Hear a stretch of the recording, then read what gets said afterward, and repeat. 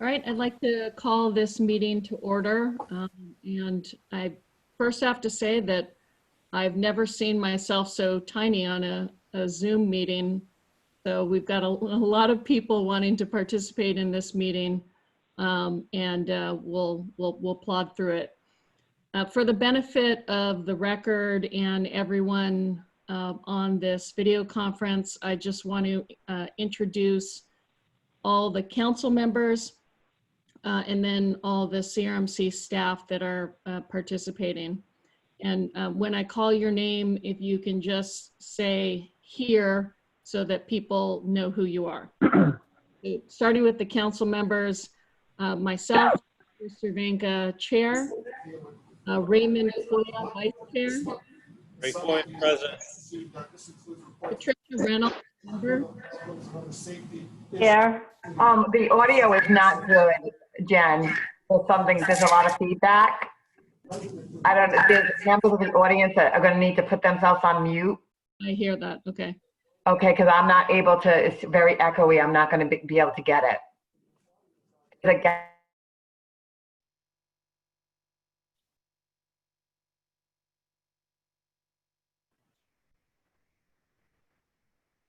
So Jen, I just muted everyone. You're unmuted, and Rebecca's unmuted.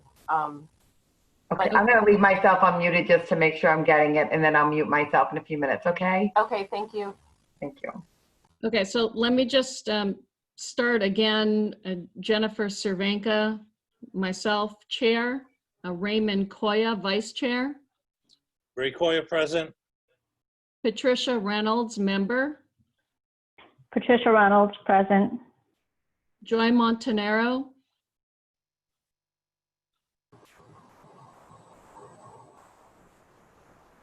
Joy.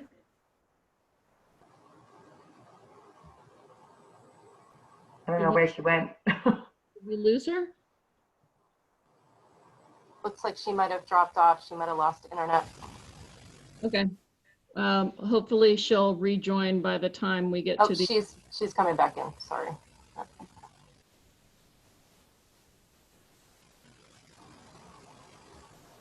Sorry. There she is. Okay. Joy, I was just doing the roll call and I had your name. Here. Okay, thank you. Sorry. Mike Gagnon, Here. Mike Hudner.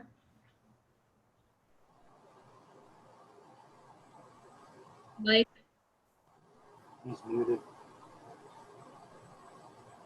Here. thank you. Don Gomez Don Gomez, present. and Jerry Sahajian.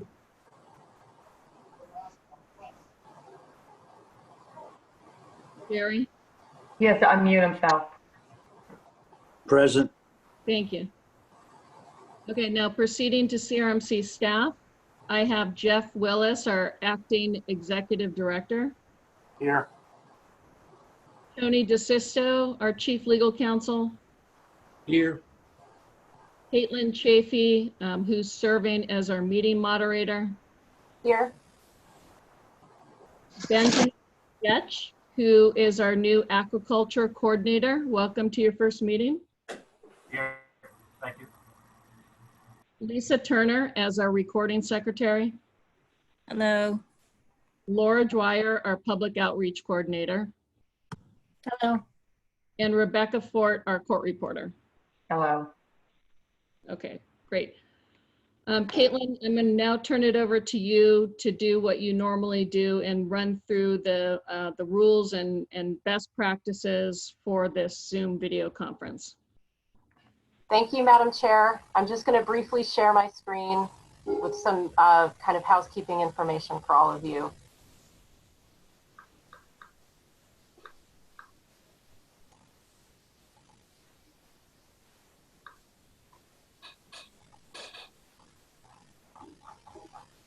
Is everyone seeing my presentation?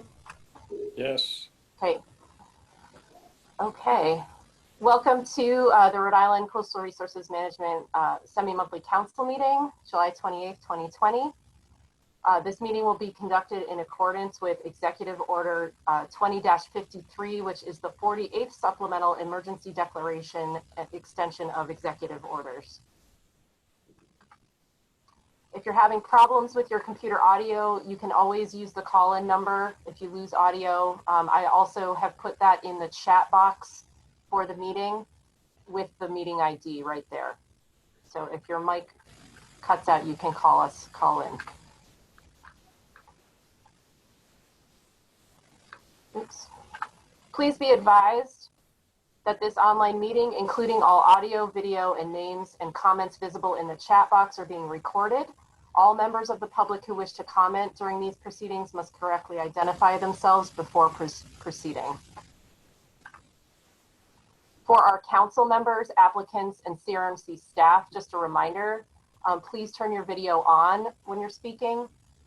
Do not use your phone and computer audio at the same time. It creates some bad feedback that interferes with the audio. You can raise your hand in front of your camera or use the raise hand button to be recognized by the chair. And again, please identify yourself by name. You can also use the chat box to communicate any tech issues with myself. For our members of the public attending today, please turn your video off. This helps with bandwidth in addition to minimizing distractions, unless you're speaking. When you're not speaking, please mute your microphone at all times so we can avoid background noise. You must wait to be recognized by the chair and unmuted by the moderator before speaking. Again, please identify yourself by name. I think everybody's identified themselves in their chat box, which is helpful. Thanks. Again, you can use the chat box to communicate any issues with your audio or video to me, and I can help you try to troubleshoot those. And if there are folks who are strictly on the phone, you'll just need to wait to be unmuted and recognized by the chair before speaking. I'm going to stop sharing and hand it over to you, Madam Chair. Thank you. Thank you, Ms. Chafee. Turning to our meeting minutes from our last meeting, which was on June 23rd, 2020. You all have copies of that. I would like a motion. Ron So Gagnon, motion to approve. Thank you, Mr. Gagnon. Is there a second? Ray Coyer will second it. Thank you, Mr. Koya. Any discussion on the motion? Okay, I will do a roll call on the motion to approve the minutes. Mr. Raymond Koya, Ray Coyer votes aye. Trish Reynolds, Aye. Joy Montanaro, Aye. Ron Gagnon, Aye. Mike Hudner, Mike Hudner, aye. Don Gomez, Don Gomez, aye. Jerry Sahajian, Aye. and myself, Jennifer Cervenka, aye. The June 23rd, 2020 minutes are approved. Moving now to subcommittee reports. Mr. Willis, do you have something to report out? I do, Madam Chair. Thank you. Earlier today, the Planning and Procedures Subcommittee meeting met via Zoom and had a number of agenda items that they discussed, 3 of which they made action to and would like to report to the council a couple of rule changes that they are recommending. The first one would be to recommend an amendment to the CRMC management procedures, which is 650-RICR-10-001, to amend section 1.4.6A22, which are application fees for dredging projects that have been applied for and accepted with the Army Corps' federal dredging of the Providence River as non-federal dredging applicants. So when a non-federal dredging applicant is applying to dredge and dispose in the confined aquatic disposal cell the Army Corps will be using for its Providence River dredge project, the Planning and Procedure Subcommittee is recommending that those application fees be waived. The second amendment is to add a new fee, if you will, for any application for a coastal hazard resiliency project that's in association with an Army Corps project, Army Corps of Engineers project of the same, that those application fees be waived as an incentive, essentially, for applicants to participate in the Army Corps project. So those two amendments to the management procedures fees are being recommended to begin rulemaking. The third item was a declaratory ruling that the council received that was sent to the Planning and Procedures Subcommittee meeting. And that petition was, the declaratory ruling was for the existing Type 3 waters along a significant portion of the Jamestown shoreline of Jamestown, essentially from the bridge down to the dumplings, that said that the council had incorrectly water typed those as Type 3 designation, and that they should be better designated as Type 1 and 2. The subcommittee deliberated on that. The staff made their analysis and recommendation to the subcommittee. And in the end, the subcommittee recommended that the water type change, as recommended in the declaratory ruling, is not appropriate, and that the Type 3 water designation currently in place is, and that the subcommittee will be moving the full issue to the council to incorporate their findings and recommendation into the record for your full council consideration at a future date. That's the subcommittee report for Planning and Procedures. Thank you, Mr. Willis. Are there any questions for Mr. Willis? Okay, hearing none, I will move on to, or back to Mr. Willis for his 13 staff reports. No, it won't be 13, I promise. So thank you, Madam Chair. Just a couple of administrative updates to let you know. Last time we met, I had mentioned that the governor's office had asked us to put together basically a customer service survey. And we have done that and sent them up to the governor's office, who've added some comments. And we will be posting that on our website soon and forwarding that survey out to our, what we call our consultants list. It's consultants, it's engineers, it's landscape architects, it's attorneys, it's a lot of different, it's the public, it's a lot of different constituents that interact with the council, and we want to know how we are operating as a unit, both administratively as well as the council, policy perspective. So that survey will be made active very soon. We've made some changes to our website. We've been getting a lot of questions in this COVID era on public access and what can I do when I'm at the shore. And we've decided that we should post and expand our frequently asked questions section to include some of those frequently asked questions that we've been receiving of late. So there's an updated section there, so please take a look at that. We, in the next, if not this week, next, we will actually have a physical ability to accept credit card payment for applications. That is being installed here in the offices, as well as being able to apply online using a credit card for permits for beach vehicle use. That will be online hopefully by the end of this month, beginning of August. So we're excited about that.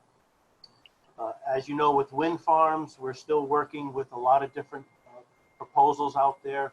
Orsted has 3 right now. One, the active one, is the South Fork Wind Project. We're working very closely with their staff on generating more information so that we can forward those to the FAB, which is the Fishermen's Advisory Board for use. We're confident of that relationship and getting that information back so we can work on issues with the FAB. We also have the Vineyard Wind SEIS that was just, the comment period just ended on, and we commented on that, which we recommended, what we've been recommending from day one for Vineyard Wind, that there's a proposal for a 1 mile spacing between the turbines in an east-west and north-south orientation. And a lot of different user groups are asking the same thing of BOEM to make that a requirement of the Vineyard Wind project. So we hope that that gets listened to by BOEM. And then lastly, 2 things. One thing actually is we have our eye on a hurricane coming up the shore. It's a potential hurricane Isaias. So we'll be keeping an eye on that and letting you know how that goes. But staff will be preparing for the potential of emergency permitting of hurricanes this probably very active season. So that's all I had to bring you up to speed on right now. I'm happy to entertain any questions. That was only a handful. I'm sorry. I tried to make it fast. Good, thank you. Are there any questions for Mr. Willis? Okay, if none, then we will move on to our applications which have been out to notice and are before the full council for decision. Starting first with 2019-11-082 East Beach Farms LLC.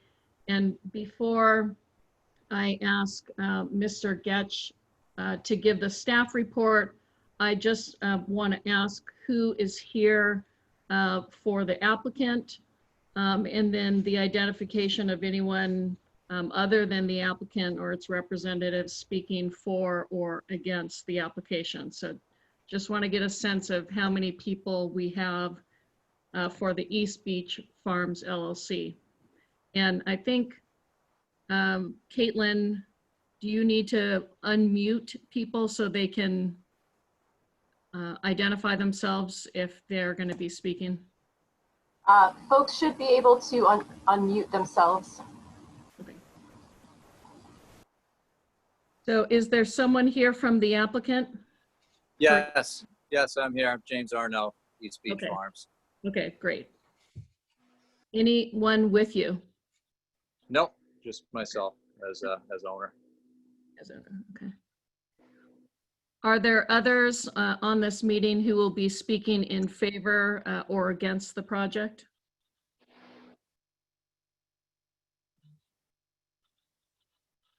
Okay. Hearing none, I believe we just have Mr. Arnaud. I will then turn it over to Mr. Getch to give us the staff report. Can you hear me okay? I can. I'm just trying to see you. Oh, there you are. Okay, go ahead. So this is an application for an expansion of an existing farm. It's only about a 2.6 acre expansion for a total of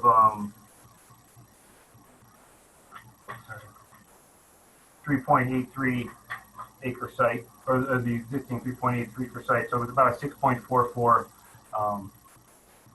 site if the expansion is approved. Mr. Arnaud proposes using the existing methods that he uses at his farm now, which are bottom cages and stackable trays. There will be a total of about 140 bottom cages and 600 trays throughout the 6.44 acres. The preliminary determination meeting on this application had very little findings. There's no objections. So the application proceeded as written. The site is on the overwash fan of Ninigret. I included attachment 1 as a map there. You also turn to page 19 of the application. You can see an aerial photo with the expansion clearly marked. So this is an area that's seen a lot of aquaculture development. The farmer's been pretty successful here, and it doesn't appear to conflict very much with recreational use. There was one objection based on recreational shellfishing, but the site survey found very low density of cohogs here, 0.16 clams per square meter, so quite low. Certainly not really worth anyone's time. And yeah, there are many other areas in Ninigret that are good for recreational shellfishing. They have much higher densities, and this application does not affect those. So this application is meets standards in the Coast Resource Management Plan and is recommended for approval. One question, Mr. Getch. I saw some reference to Mr. Arnaud's track record, if you will, and I just want to confirm that he's in good standing given his existing lease. Yes, yes, as far as I know. And you found that his proposal met the guidance and applicable regulations? Yes, I did. Are there any other questions for Mr. Getch? Mr. Arnaud, would you like to say anything on behalf of your application? It's a much different time than when I grew it up a year ago. So I was feeling very optimistic at the time. I have several leases in Ninigret, wanting to in Quaney, and they're all, you know, pretty fully utilized. The market was still pretty much taking everything. May I swear Mr. Arnaud in? Yes, yep, of course. Sir, please raise your right hand. Do you swear or affirm to tell the truth, the whole truth, and nothing but the truth, so help you God? Yes. Okay, and for the for our stenographer, could you state your name and spell it for the record? James Arnaud, A-R-N-O-U-X. Thank you. Thank you. Go ahead, Mr. Arnaud. Train of thought just came crashing. So anyway, yeah, the market was, you know, supporting as much product as we could grow most of the year. So, you know, I have a group of really dedicated employees that have been there for years, and they wanted to see the business grow. So it was, of the sites I had, it was the, you know, most appropriate one to seek a small expansion in. You know, the boundaries could be altered a little bit with, frankly, very few people, you know, noticing, so to speak, as far as patterns of use, boat traffic, recreational traffic, etc. So that was the reason I chose the spot. And, you know, a year later, I'm trying to stay optimistic that a year or two from now, things will be back to where they were. I think everybody who's going to be heard tonight, hopefully, you know, we're all trying to feel the same way. So these applications at the moment, you know, I really hope, and I think they will be important to each one of us. So for myself, you know, it's going to be a good opportunity to take some gear that we already built in hopes of being able to expand and being able to keep spreading it out into the hopefully new area. And, you know, that just improves husbandry and husbandry practices and quality of the product we sell, and keeping the same gear type and, you know, the same, you know, general footprint, the same shape of the lease. I think was the least, you know, least obtrusive way to increase the farm, you know, in terms of impact on the public. So hopefully the council feels the same way. I think track record of how we try to run our farms in Ninigret and Quaney is, you know, been pretty solid. So yeah, thank you for your consideration. And you're all proposed bottom cages? Yeah, everything's all either bottom cages or a smaller tray, which is another way to call a cage. So, yep, everything's all on bottom. We do use bottom culture a little bit on that lease and another lease, but yeah, it's primarily all in gear, nothing floating, and I don't think that's going to change in Ninigret at all. There's an MOU or memorandum between CRMC and Town of Charlestown. There won't be floating gear, so it's not like this area will be, if it was to be approved tonight, permitted, that you know, be turning around a week from now and applying for floating gear. So that's a concern of you know, some people who comment on the application. So The one objector that was referenced, did that objector approach you? I've had some interactions with him at a couple of public determinations and a couple of exchanges, you know, over email about some of the comments that were made that I felt were, you know, a little bit, you know, inaccurate, but you conferred. I have. Okay. Yeah, I have spoken with, not recently, but yeah, past. Okay. Any other questions for the applicant? Just Mr. Gomez. a couple. I'm generally supportive on our fishermen and the oyster farms. I think they're great for the state and great for our fishermen. Just a couple of questions more out of curiosity than anything, but where is your market? How much of your crop, if you will, stays in Rhode Island? And the second question would be, what get your seed from? So market wise, I think most growers would probably concur with me that locally it's increasing over the last 5 to 10 years. So typically summer, makes sense, is our best local market, and that kind of fades by early fall. But we have the ability to, as part of a cooperative, Ocean State Shellfish Co-op, to both sell a lot locally and at times also get into out-of-state wholesale markets. So yeah, and then seed, we do have a hatchery located at our marina, and Integrate Landing Marina, I'm co-owner of. And so we're trying to get more locally bred seed in the pond. We're using almost entirely diploid seed instead of triploid seed now. So, our farms are putting out a lot of larvae each year when they spawn. And the rest of it comes from Fisher's Island, a little bit from Maine, some from the Cape. So each year it's a little bit different mix, depending on each hatchery's pricing and who's performed well for you in the past and who's delivered well. Do you have much trouble with virus on much of the seed or not? You mean virus in the sense of like shellfish? Yeah. They're affecting the shellfish themselves? Yeah. Generally, it's been low. We've been pretty fortunate. Dermo seems to be the most consistent, prevalent one, but it's always not every lease, but in both ponds, I have sub-test at least once a year, and sometimes have opportunities for Roger Williams, the USDA, to test some oysters in support of research they do.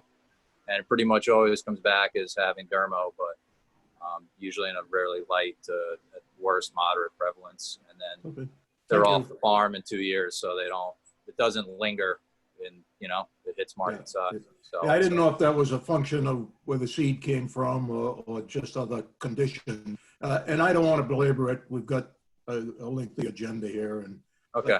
Yeah, most hatcheries are trying to self get some disease resistant lines, so everyone's paying a license fee for that.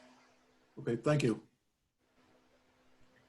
Anyone have questions for Mr. Arnaud before I ask one more time if there's any other people who'd like to comment and then close the public hearing? Okay, so I'll ask, is there anyone else in this Zoom conference that would like to comment upon the East Beach Farm application? I don't hear any, so I will close the public hearing and I will ask for a motion. Don Gomez, I would move approval based on the staff recommendation and the presentation from Mr. Arnaud. Thank you, Mr. Gomez. Is there a second?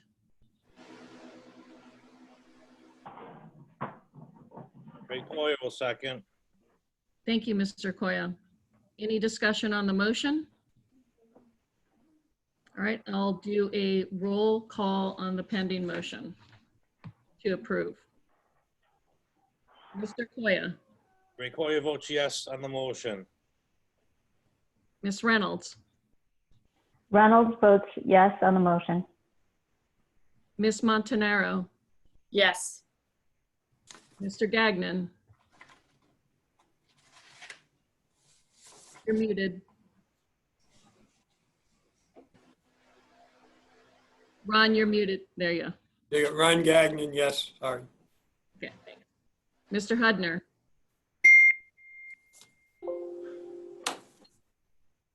Mr. Hudner, I think you're muted somehow. We can't hear you.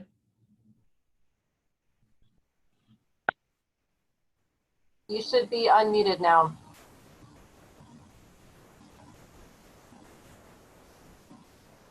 He went back on, okay, now it's unmuted. Mr. Hudner? I'm sorry, this is like for the 5th time. Mike Hudner, yes. Thank you. Thank you. Mr. Sahajian, Yes. and myself, Jennifer Cervenka, Chair, yes. So did you leave me out, Jennifer? Oh, did I skip you? I'm sorry, Mr. Gomez. It's your motion. Yes, it is. Gomez, aye. Okay, thank you. Did I skip anyone else? Okay. All right, Mr. Arnaud, your application's been approved. Thank you and good luck. All right, thank you, Madam Chair. Thank you, Council.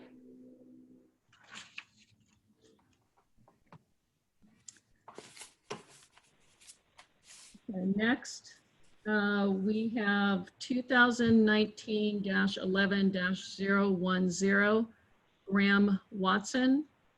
I will ask, like I did for the last application, who is here for the applicant, and anyone else who wants to give comment either in favor or opposed to the application. So starting with the applicant or representatives, if you could please identify yourself.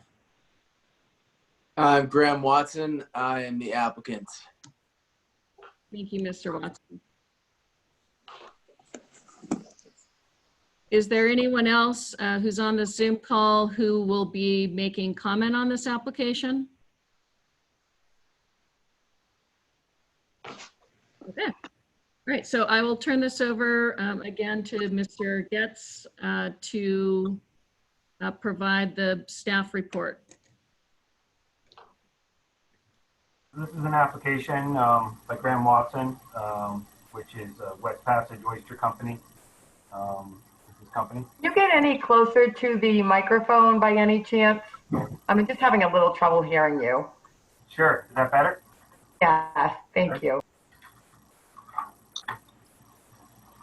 So this is a, he has an existing 3-acre farm approximately in the Rome Point area, and he'd like to expand by another 3 acres approximately. And he currently grows oysters and kelp at this site. He'd like to continue to grow oysters and kelp, and also with the addition of hard clams and scallops. The scallops will be grown in bottom cages, much as the same gear he uses now for some of his oysters in bottom cages. So the majority of the farm is high profile floating gear. The hard clams would be planted directly on the bottom and harvested via scuba. So the preliminary determination of this application had no objections. This is a site that has been used heavily by aquaculture. And during the preliminary determination, there was a meeting with the town of North Kingston, and it was determined that the Rome Point area has reached a saturation level, and that there would be no new expansion in this area beyond the 2 pending applications at the time.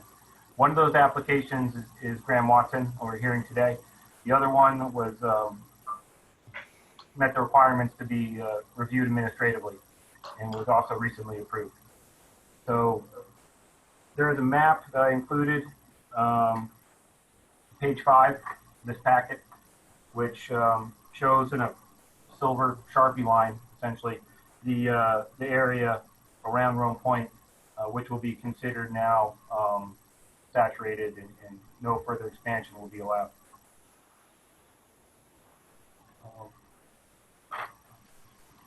This application was proceeded with very few objections. We received all the normal correspondence and approvals from the Historical Preservation Heritage Commission, DEM, Town of North Kingston, Marine Fisheries Council, Water Resources, all have signed off on this project.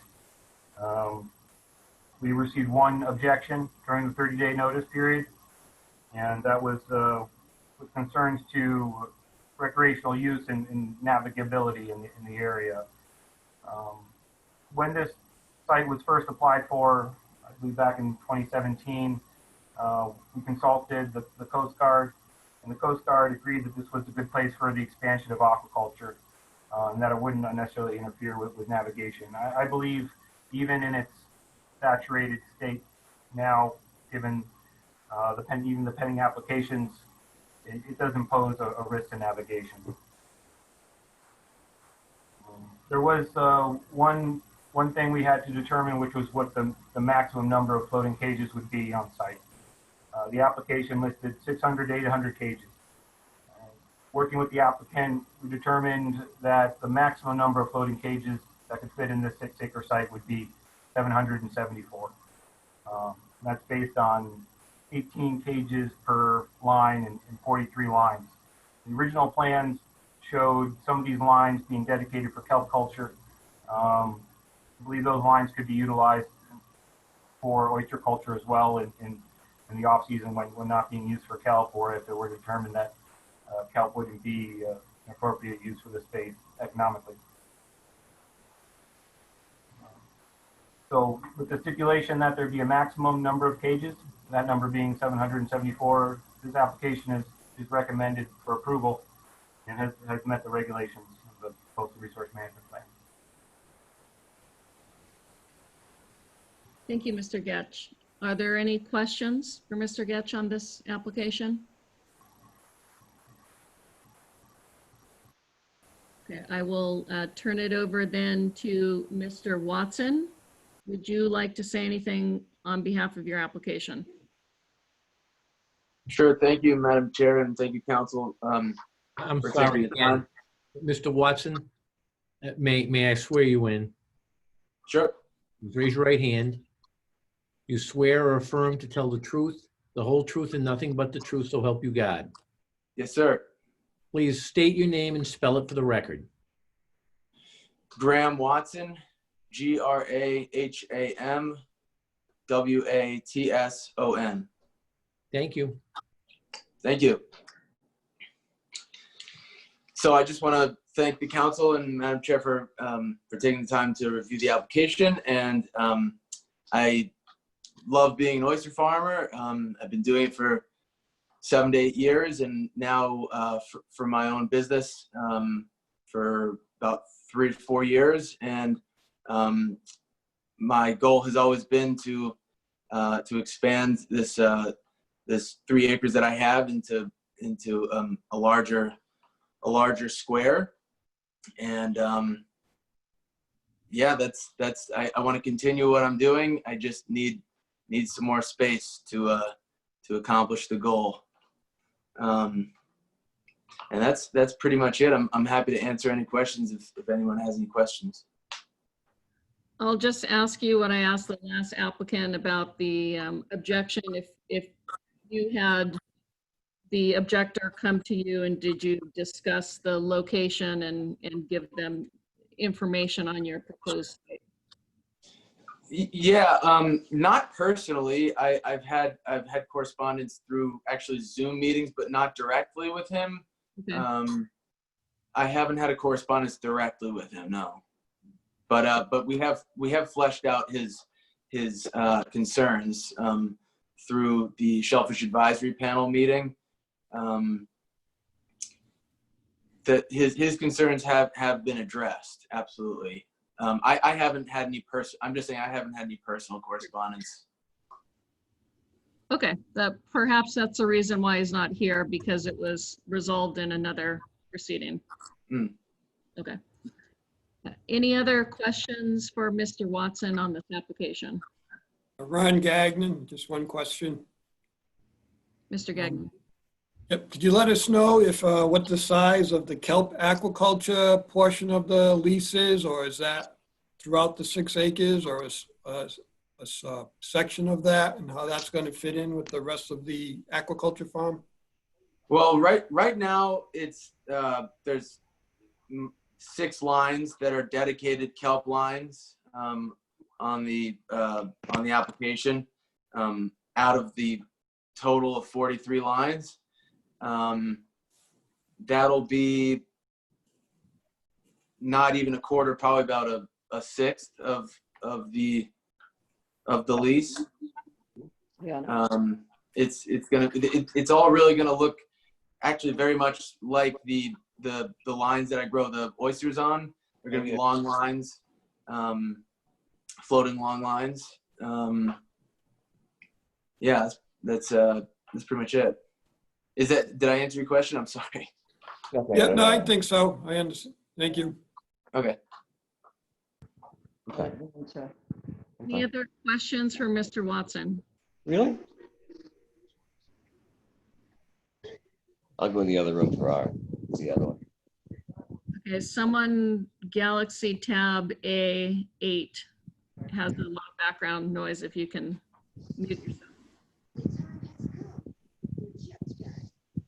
Again, I will ask if anyone who's on the Zoom conference wants to make any comments on this application before we close the public hearing. Okay, if none, then I'm going to close the public hearing, and I would ask one of my fellow council members to make a motion on this application. Ron Gagnon, I will move approval of the application with the stipulation of the 774 floating cages. Thank you, Mr. Gagnon. Is there a second? Mike Hudner, second the motion. Thank you, Mr. Hudner. Okay, now first, any discussion on the motion? Okay, if none, then I'll do the roll call. First, Mr. Koya.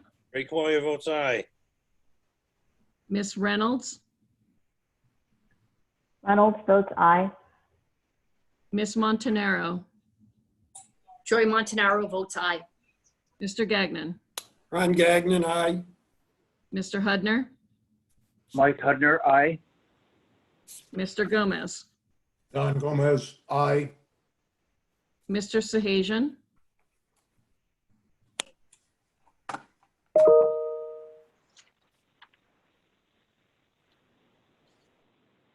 My yes go through? No. No. Oh. Are you saying yes? Yes. Thanks. And then myself, Jennifer Cervenka, yes. Okay. Thank you, Mr. Watson. Your application is approved.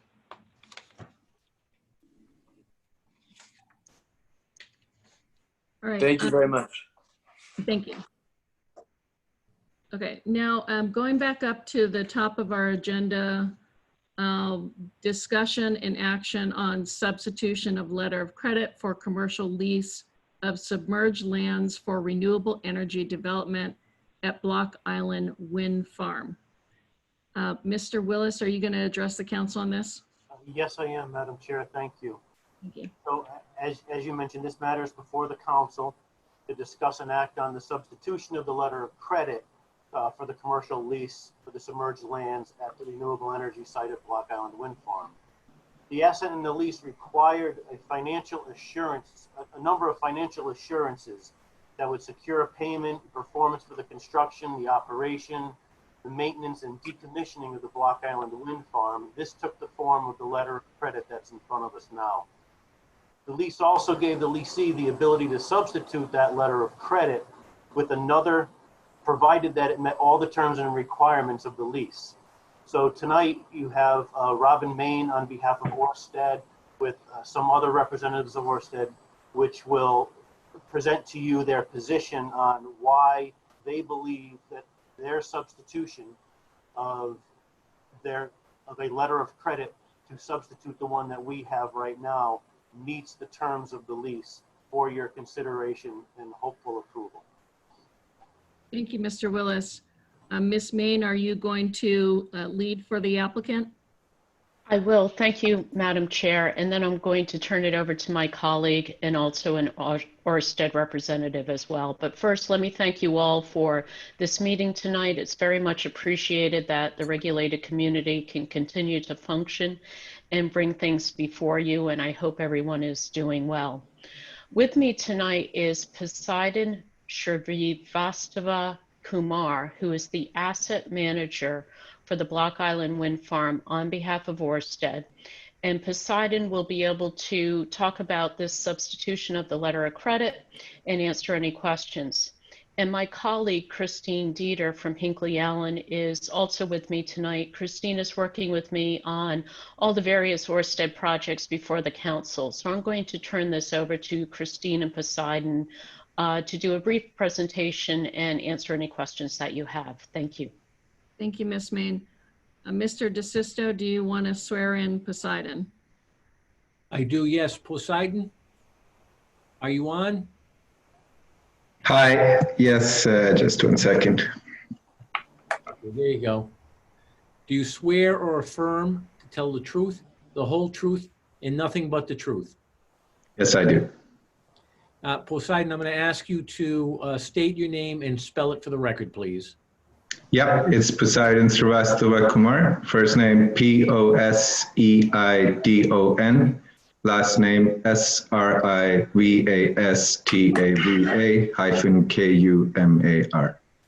Thank you. Thank you.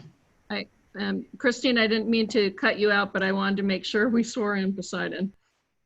No problem, Madam Chair, and thank you so much. I will note that my video appears to be disabled by the host, but I am happy to proceed just with the audio, assuming that you're all able to hear me all right. That's fine. I see your square. Thank you. Poseidon, could you please, for the council, tell us what your role is at Ørsted and just briefly describe for the council what it is that Ørsted is looking to do by way of this substitution of the letter of credit provider? Sure, yep. So I am the asset manager for Block Island. So that involves everything from the financial overview as well as the operational mandate for the wind farm. So as you may know or may not know, Ørsted acquired the Deepwater portfolio, which Block Island was a part of in the end of 2018. And as part of that, Ørsted also acquired the project financing that Deepwater had used to build the asset. So when Ørsted took this on, this doesn't fit with the company policy in terms of having debt at the level of the project. So there was a decision made earlier this year that the project financing would be terminated and replaced with finance from Ørsted itself, which will remain at the corporate level on the balance sheet. As part of this, Sumitomo have said that they would not be able to continue their relationship in providing the current credit support that is there. So what we are trying to do is to ensure that we continue our credit support obligations under the commercial lease. And therefore, we've gone to SEB to request for a replacement LC to be issued under this commercial lease. So overall, what we did was we shared the current LC to ensure that the structure remains exactly the same as it is now, so that none of the provisions change. And SEB, we also ensured met the minimum requirements that were stated in the commercial lease, which is that at least there should be A- rating from S&P or A3 from Moody's. The SEB has a credit rating of AA2 from Moody's, which is more than sufficient for the credit ratings there. And they're a very large Scandinavian bank with over 286 billion in assets. So SEB will issue an LC that is exactly replicating what is currently there by Sumitomo Bank. Thank you, Poseidon. And let me just ask you a couple follow-up questions on that. So the initial provider of the letter of credit was Sumitomo Mitsui Banking Corporation, or SMBC? That's right. And you're looking to replace them with SEB Bank? That's right. And they will be issuing the new LC from their Danish branch, but it will be collectible in New York, in their New York branch. And you said that the terms of the letter of credit are going to remain exactly the same as those that are currently in place? That's correct. Is there anything about the switch from SMBC to SEB that would make it more difficult to draw upon the line of credit down the road if that became necessary? No, the mechanics remain exactly the same. Thank you. So, Madam Chair and members of the council, we're happy to take any additional questions that you may have, but essentially what we're looking for here is to substitute like for like in terms of the credit provider. We're asking for your acknowledgement and assent of this request to substitute tonight. And if I could just get into the weeds for a minute, what that would look like is completing a form of consent to the termination of the initial letter of credit. And we've provided that form to Mr. Willis in a letter dated June 22nd of this year. And then sending that executed form of termination and the original letter of credit to SMBC to formally execute that termination. So thank you. And as I said, Madam Chair, we're happy to take any questions. You froze up for a minute, and I think you were trying to describe what our motion would be, or what you were looking for a motion to be. And you said first to allow the termination of the original letter of credit, and then, go ahead. Yeah. Certainly, and my apologies for the technology glitch. As a practical matter, we're looking for the assent to the substitution from the council. And then what we submitted to Mr. Willis in an earlier letter is a form of consent to termination. And that form is Exhibit D to the original letter of credit. So we're looking for that form to be executed, and then for that form and the original letter of credit to be sent via courier to the initial issuing bank, SMBC, and that would affect the termination of the letter of credit. Okay. Thank you. A question for Mr. DeSisto. Yes. Have you reviewed the document supporting the substitution, and do you agree that they're compliant with the existing commercial lease and requirements of our council's original assent? Yes, I've actually had several conversations with Ms. Dieter and Poseidon on this. The package that she references of documents is in your packet for tonight's meeting. I reviewed them all. The letter, as Poseidon has stated tonight, they are identical. It's just a different bank. As Mr. Willis said, they have the ability to substitute. And the suggestion that Ms. Dieter has as to your motion is appropriate for what they are trying to accomplish. I've reviewed everything. It's in order. Thank you, Mr. DeSisto. Are there other questions for the applicant or their counsel? Okay. And this is not a public hearing, so I don't need to close that, correct, Mr. DeSisto? That is correct. This is not a public hearing. Okay. All right, so is there anything further, Mr. Poseidon, Ms. Main, or Ms. Dieter that you'd like to add? No. No, thank you. Okay, thank you. All right. I'll ask for a motion from one of the council members. Madam Chair, I move approval of the request. Thank you, Mr. Sahajian. Is there? My motion? Mr. Hudner, you second the motion? Yes. Okay. Is there any discussion on the motion? Okay, I'll do a roll call. Mr. Koya? Ray Koya votes aye. Ms. Reynolds? Reynolds votes aye. Ms. Montanaro? Montanaro votes aye. Mr. Gagnon? Ron Gagnon votes aye. Mr. Hudner? Hudner, aye. Mr. Gomez? Gomez, aye. Mr. Sahajian? Yes. And myself, Jennifer Cervenka, yes. Okay. Thank you very much. Thank you. We appreciate your time. Thank you.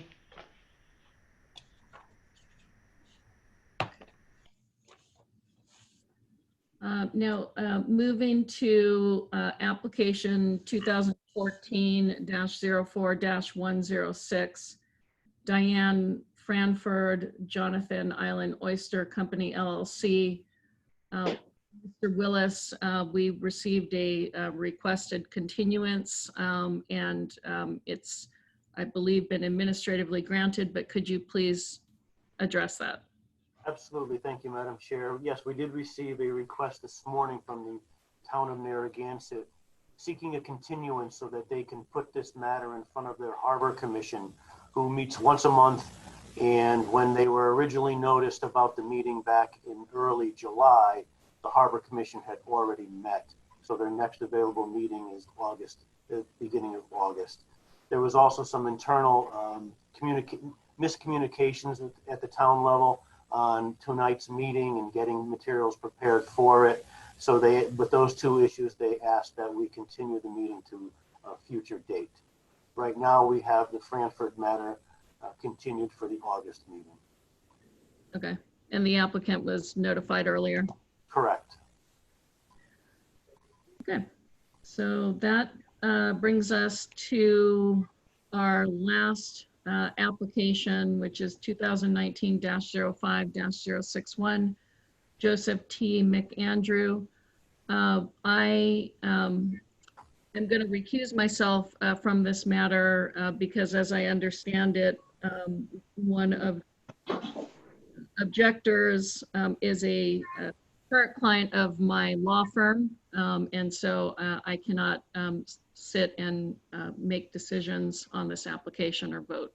So I'm going to turn the handling of this application over to Mr. Ray Koya as vice chair, who will sit as chair for the application.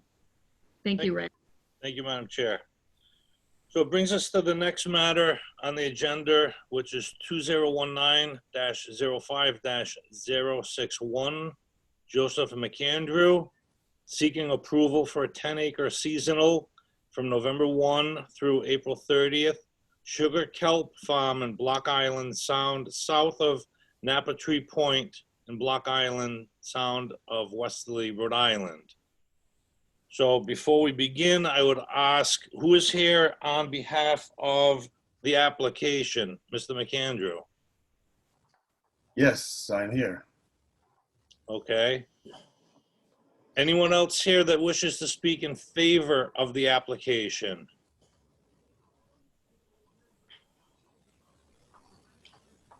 All right.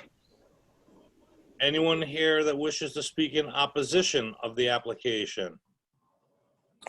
Josiah Dodge, commercial fisherman, Westerly. This is Julia Livermore from the Rhode Island DEM. Chris Hamill, Westerly Town Council. Robin Main on behalf of the Watch Hill Conservancy. Janice Sassy, manager of Napatree Point Conservation Area.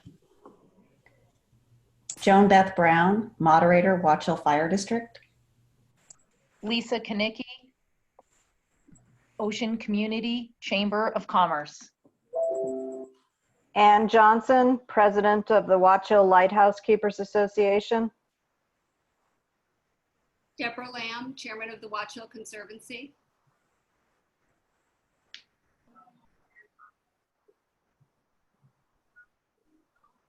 Jason Jarvis, commercial fisherman, Westerly.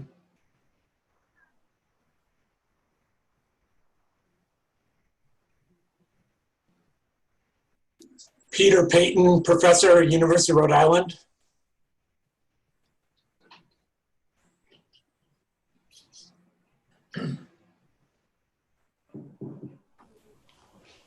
All right. If I missed anyone, there will be an opportunity if you didn't get a chance to indicate that you'd like to speak. So before we begin, Mr. Getch, I believe you have a presentation on behalf of the council. Is that correct? Yes, correct, sir. All right. So this is so just a quick point about this application is I was kind of picked it up in the middle of its review. My predecessor, Dave Butel, who you all knew. Excuse me, Ben, could you just move a little bit closer? Because I'm just having a little problem getting you fully. Sure. Just slow down just a little bit, okay? Thank you. Thank you. Sure. So my predecessor, Dave Butel, began the review of this application.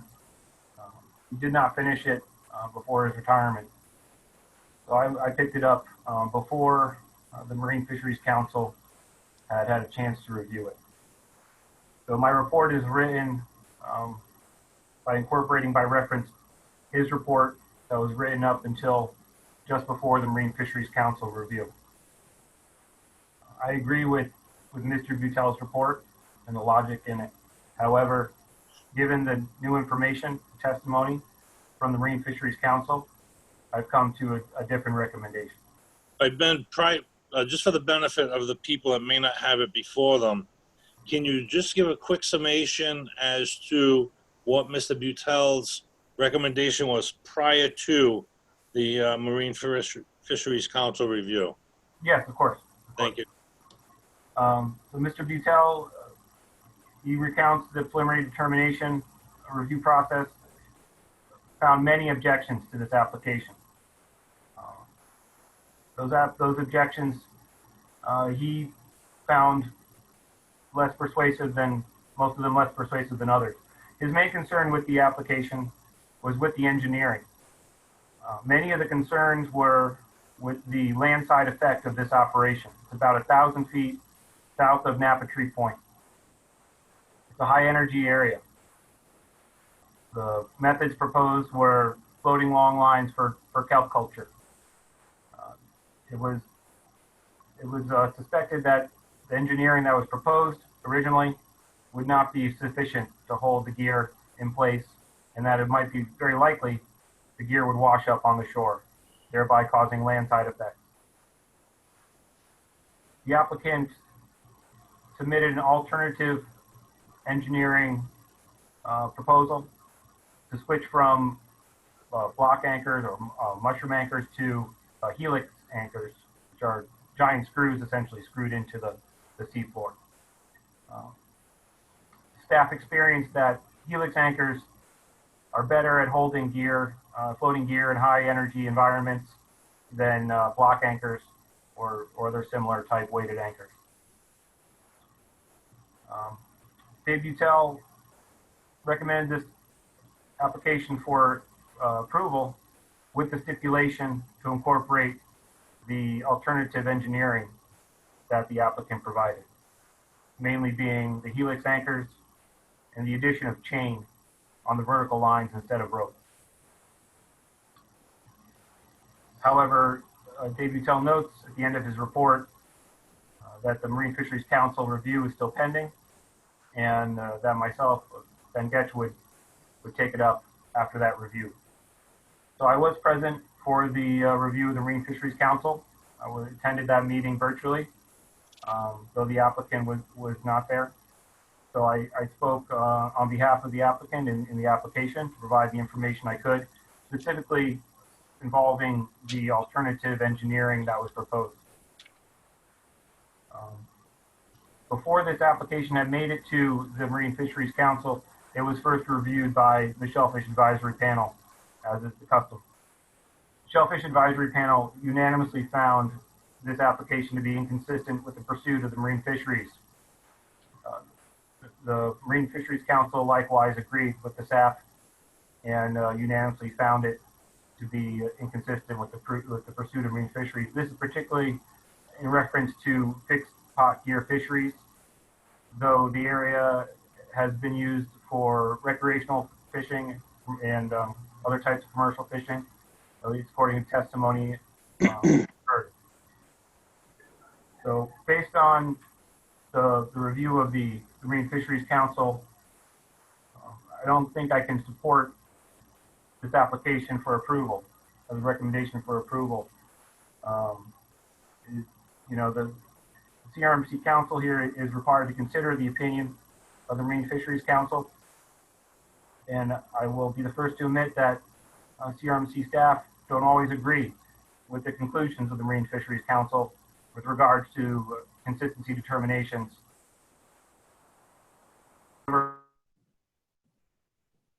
Cases where we have disagreed in the past are largely based on cases where we have evidence to the contrary.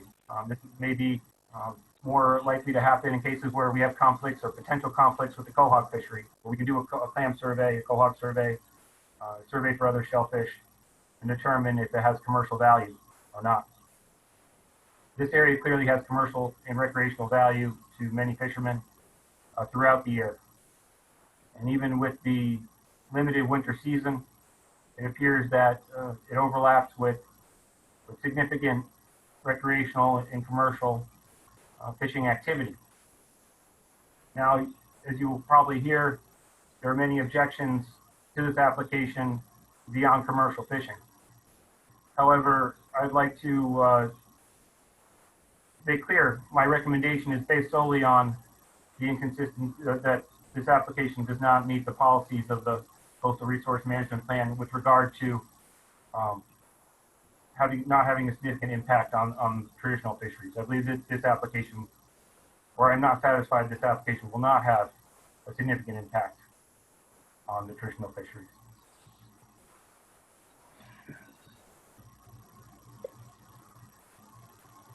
Anything else? No, that's it. All right. Any questions of Mr. Getch by council members? Mr. Sahajian?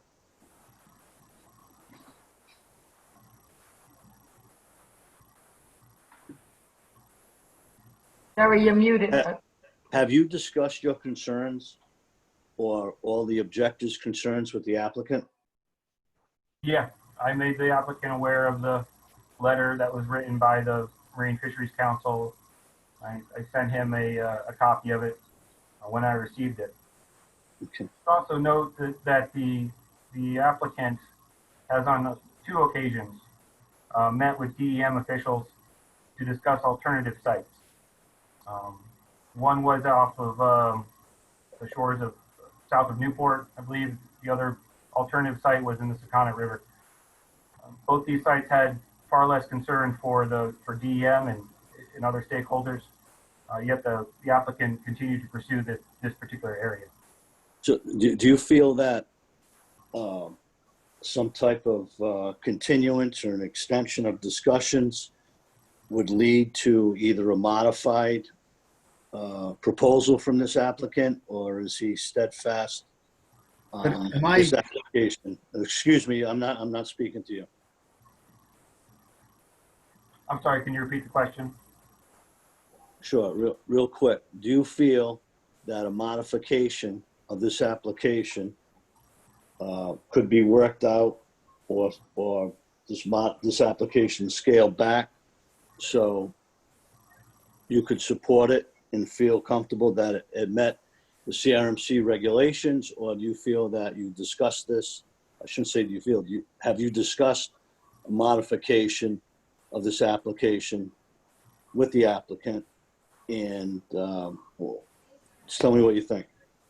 Ultimately, Dave Utel had extensive conversations with Mr. McAndrews regarding the engineering of the site, and like I said, supported an approval based on his modified engineering. However, I believe based on the concerns and the response from the Commercial Fisheries and Marine Fisheries Council and other stakeholders, this particular project is perhaps not appropriate in this area. That's not to say it would be appropriate somewhere else, but if you were to put it somewhere else, that would be a new application altogether. Okay, I'm going to listen to all the evidence before I make a determination, but I have to say it concerns me with all these objections, and especially when we have another state agency, DEM, objecting to this application. And I just think the applicant should have the opportunity to be heard, but I would urge him to try to modify it or scale it back. That's all I have to say, Mr. Chairman. Thank you. Thank you, Mr. Sahajian. Any other questions of Mr. Getch from council members? If not, Mr. McAndrew, if you could present, and prior to doing that, I know our attorney would swear you in. Mr. McAndrew, please raise your right hand. Do you swear or affirm to tell the truth, the whole truth, and nothing but the truth, so help you God? Mr. McAndrew, you need to unmute your microphone, please. I do, I swear. Thank you. Please state your name and spell it for the record. Joseph T. McAndrew, JOSEPH capital ANDREW. Thank you, Mr. McAndrew. You may proceed in presenting your application. Okay, so first off, I never got an invitation to the January 2nd Marine Fishery Council meeting. There was some kind of snafu. I believe that Anna Gerber Williams was pregnant and she had an emergency delivery, and there was some kind of interruption there. Dave Butel had, I guess he had retired, but I did not get the notification for that. I got an email that said that the Marine Fishery Councils was meeting on June 2nd and that it was going to be rescheduled. It was rescheduled for June 1st, and I did not get a notification. So obviously I would have gone to the Marine Fishery Councils, putting all this energy into what I've done to voice my opinion. So I think that that's a snafu. I wanted to make you aware of that, that's all. Okay, thank you. So who am I? I am a biologist working for Pfizer Pharmaceutical for 40 years. I'm a scientist, and I am not just a person who just goes out and does things without putting some forethought into it. I know how to run an experiment, I know how to run a protocol, and I know how to do it properly. I'm also a multi-purpose commercial fishing license holder. Multi-purpose fishing license 001131. I have no gear in the water right now. I just want to make you aware of that too. So when you look at the application and you look at Napatree Point and you look at the area, another thing that I would also like to point out, which greatly distresses me, is that no one visited this site in 2 years. Everybody talks about this site. Everybody talks about the current. Everybody talks about what's going on there, and they don't know what they're talking about, and I wish they had physically visited the site. I could have taken them out anytime they wanted to, but no one has visited the site. They're relying on information from some meeting in New Haven. They're relying on other things. I don't understand why no one physically did not go to this site to look at it. When you talk about a high energy area, this is not a high energy area with a northeast wind, with a north wind, with a northwest wind, with a westerly wind, with a southwest wind. Those are prevailing winds. The only time that it's a high energy, it's a modified energy area, not a high energy area, because if you look at the map, the Watch Hill Reef System acts as a jetty. If it was a high energy system, you would have surfers out there. There are no surfers out there. There are surfers out in front of the Ocean House, but there are no surfers out off Napatree Point. This is a relatively shallow area. It's a horseshoe area. And when people say that it's a high energy area, I wish they would understand the term of the concept of a fetch. Yes, I went to DEM twice to talk about different areas to go. The first area that was suggested was in front of the Ocean House. You talk about a high energy area. You have a northeast wind there, you're getting 20-foot seas. You have a southerly wind there, you're getting heavy seas. You have a southwest wind, you have heavy seas. In front of the Ocean House is not the place to be putting a kelp farm. If you talk about commercial fishing areas, you talk about recreational fishing areas, in front of the Ocean House is not the place to go. That was the first suggestion from DEM as an alternative site. The second suggestion from DEM as an alternative site was Newport, south of the cliff walk in open ocean. Once again, an incredibly high energy area. The fetch there is unbelievable. There was another gentleman over there, Sykes, who had aquaculture farm there. He said he was pulling it out because he couldn't hold bottom and his gear was ending up on the rocks all the time. The third area that was suggested by DEM was in the Rome Point area. We just heard testimony that said that it was saturated.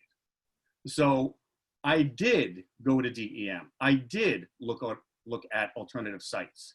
When you look at this area, if you look at the map of this area, I read something that said that commercial lobstering is going to be affected.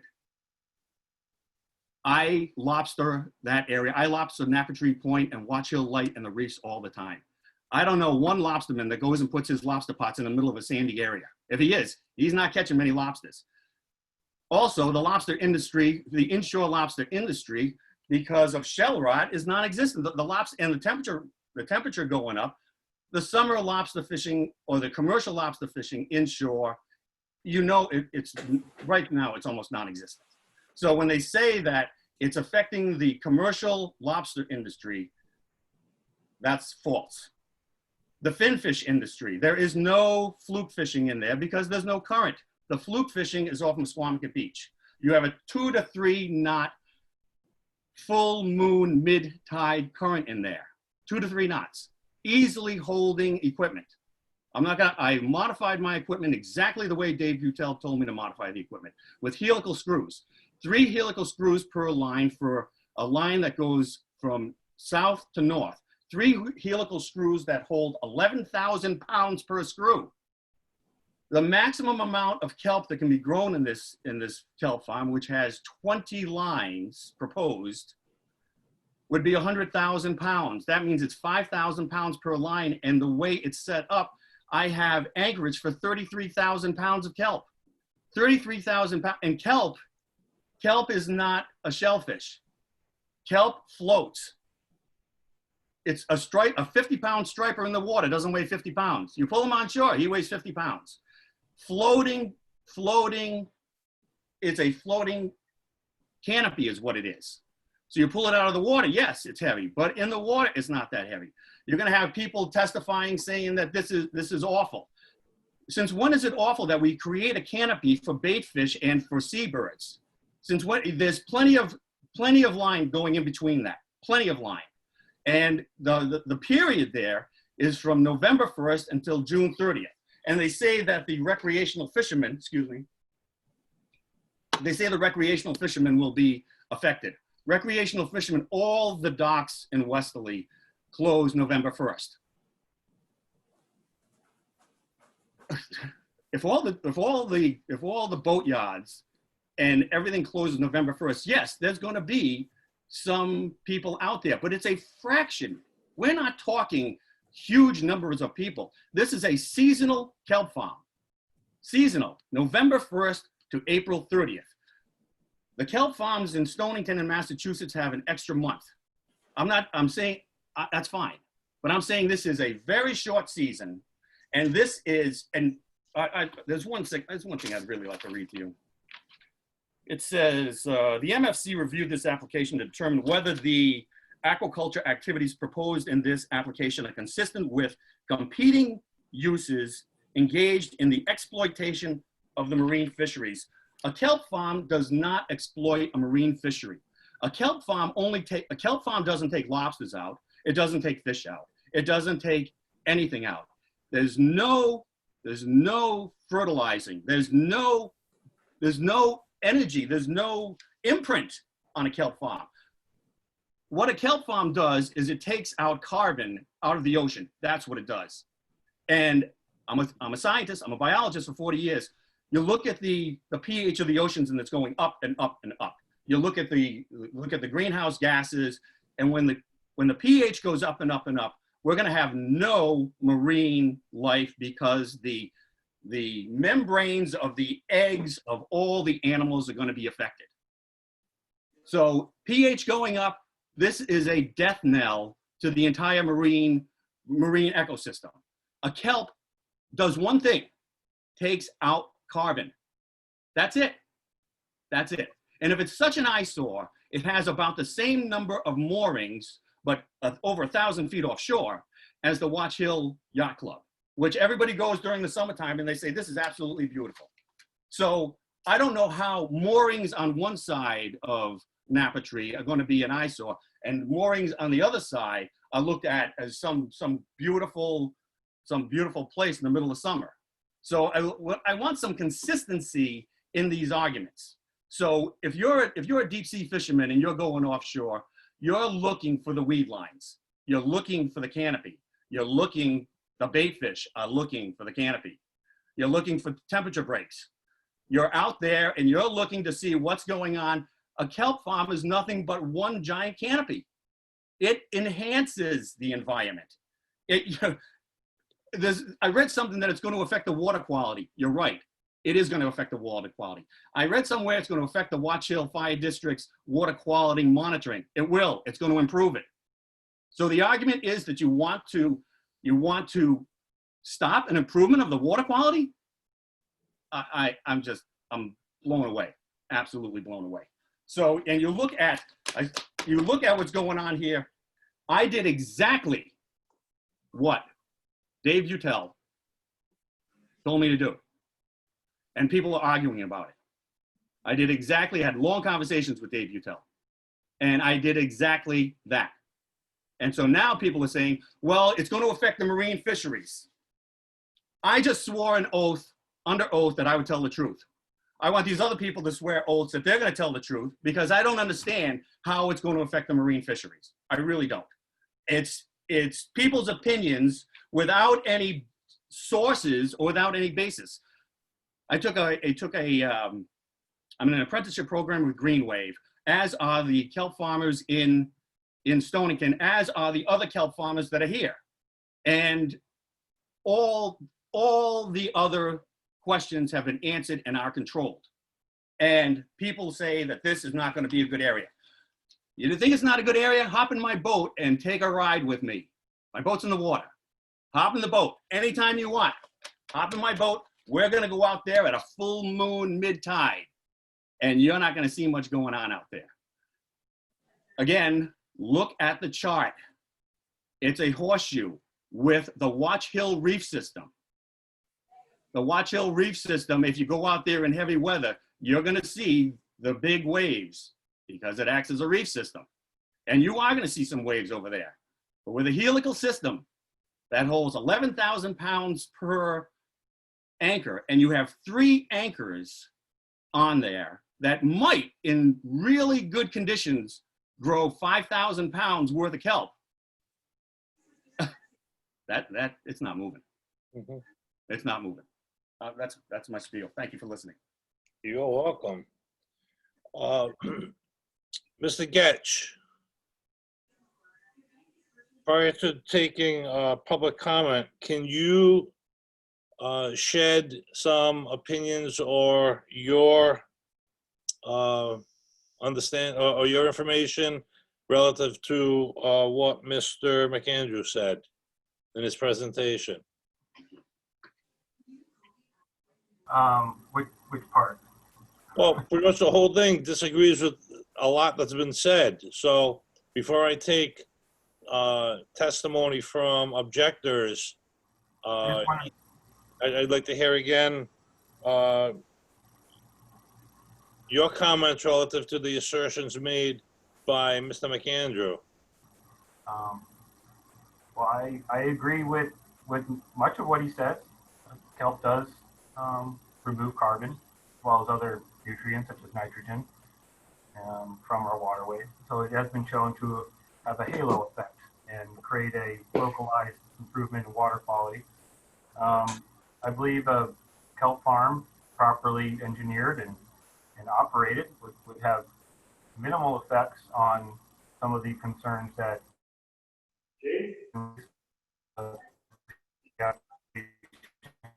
process. I'm sorry, I couldn't hear you. If you want to repeat that.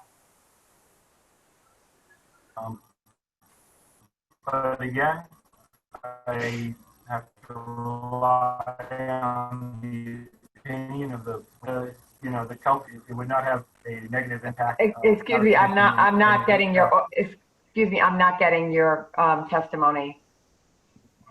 And it seems like you might be having some internet issues that are making your audio cut out. Could you maybe try turning off your video? It might save you some bandwidth. Can you hear me? Can you hear me now? We can hear you. Can you hear me? I just want to say that I agree with much of what he says.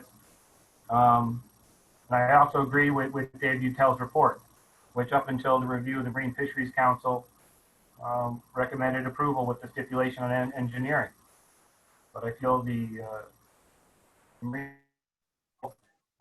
the staff review, I feel does not satisfy me that this would not interfere with the traditional traditional fisheries in the area. What about his assertion that it's seasonal from November 1 through April 30th? What competing interests are there during that period? As you probably will hear from some commercial fishermen who I think are here, the same attributes that led Mr. McAndrews to choose this area or make it favorable for some fishermen to use during the winter months as well. Okay. Prevailing, early winds and such. That's not to say you can't get, storms and things that might test the structures of that kelp farm. But I believe that the helixes that he's chosen in his alternative proposal would be sufficient to withstand the forces of that area. But I believe that particular location, based on the testimony I've heard from fishermen, would prevent a conflict. Okay. Any questions, any other questions by anyone of Mr. Getch before we open up the public hearing? All right. I'll open up the public hearing and I'll first ask, is there anyone else that wishes to speak in favor of the application? Okay. Now, I know many people indicated they wanted to speak in opposition. I tried to write the names down as fast as I could, and I know I missed some. So I'm going to try and do my best, and everyone that wants to be heard will be heard. If Mr. Vice Chair, if I may, if you'd like for people to raise their hand in the, via Zoom, I could read the names in order to you on the list if you'd like. Well, I know first was Josiah Dodge. Mm-hmm. So if Mr. Dodge is available, we can have him go first. Yeah, I'm here. All right. Tony, if it'll make Mr. McAndrew happy, I'll be more than happy to. Wait, before you testify, Tony, do we have to swear him in? Well, typically we do not for objectors. Testimony. But yeah, for public testimony. But in light of Mr. McAndrew's request, I think it might be a good idea to swear the witnesses in. Okay. Mr. Dodge, please raise your right hand. Do you swear or affirm to tell the truth, the whole truth, and nothing but the truth, so help you God? I do. Please state your name and spell it for the record, please. Josiah Dodge, Josiah-Dodge. Thank you. You're welcome. Okay, so I spoke against this, and I'm probably the person that Mr. McAndrew was in reference to about the lobster guy, which I'm going to say this now, multi-purpose license 001446. Gladly follow it. Look at my safest. Look at my landings. Look at the time frame, and my boat has a VMS, vessel monitoring system, on it. I am part of the Fluke and Seabass aggregate pilot program in the state of Rhode Island. I have VMS. It shows exactly where I go, when I go, how long I'm there, and what I'm doing. That being said, Mr. McAndrew, the issue I have is the fact that I don't set lobster gear there. I have other fishermen that I'm friends with that set conch gear there, which is vastly different than lobster, first and foremost. Secondly, when we get a big storm, after everybody's closed in Westerly, when we're not allowed to fish anymore, which is horse shit, we move gear there to save it. Now, if you're there doing your thing, it's a lease site. They can't give you a 6-month lease or a 5-month lease. It's a yearly lease. That means in the summer or at any given point in time, if we feel the need to access it, we no longer can because you're privatizing a public resource. Next thing on the list after that, which really, really baffles me, is I will gladly bring anybody on my boat any time of day. I tie up at Stonington Borough. I leave almost every day. The days I go haul lobster gear, right to the west of that site, not a high energy area.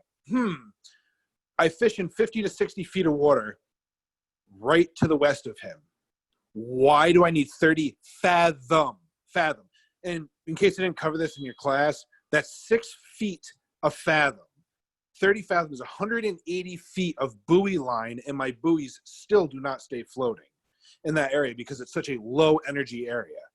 And that's on a daily basis, daily tides, no moons needed. Here's the biggest issue. Ronald Kenyon Jr. sets conch gear in that area. Brian Hunt sets conch gear in that area. Jason Jarvis fishes in that area. I fish in that area. This is why we're speaking against it. It is nothing, absolutely nothing personal. Of course, I want better water quality. No, the lobster, inshore lobstering, is not that piss poor as he'd like you to believe. Otherwise, I wouldn't go through the process of doing it. The biggest issue is you're privatizing an area that, for lack of better term, is shutting out a ton of people. People fish in there all the time. It doesn't mean they have to catch. As soon as you lease it, nobody's allowed there. When I've spoken about this before in the past, I've gladly stated that anybody can look at my SAFIS. I don't stop fishing in November. I don't stop fishing in December. I don't stop fishing in January. That's just it. Like, I fish year round. So I fish where I can. Do you set gear on open bottom? Yes, actually I do. Right now, currently, because lobsters are moving out of the rocks after they're shed, you catch lobster everywhere. Some are in the mud, some are in the sand, some are in the kelp on the bottom outside of Katoom on the 40 line. That's TDs, not GPS, because, you know, Loran C shouldn't have been discontinued. However, in the kelp, you still have a thriving lobster fishery right on the Connecticut-Rhode Island line. But let me ask you this. Kelp floats, then why does it come up tangled up in my gear? Sugar kelp, every day, every time I haul. With roots, it doesn't just float around. It doesn't create a canopy. It sits on the bottom because my bottom gear gets tangled in it. I don't understand how this application can go forward when the first thing in the process says there can't be a conflict of use between fishing and aquaculture and this and that. Again, it's nothing personal. I'm actually all for aquaculture, oyster farms, kelp farms, everything else, just not in this location. There's way too many uses there. There's way too many user groups there.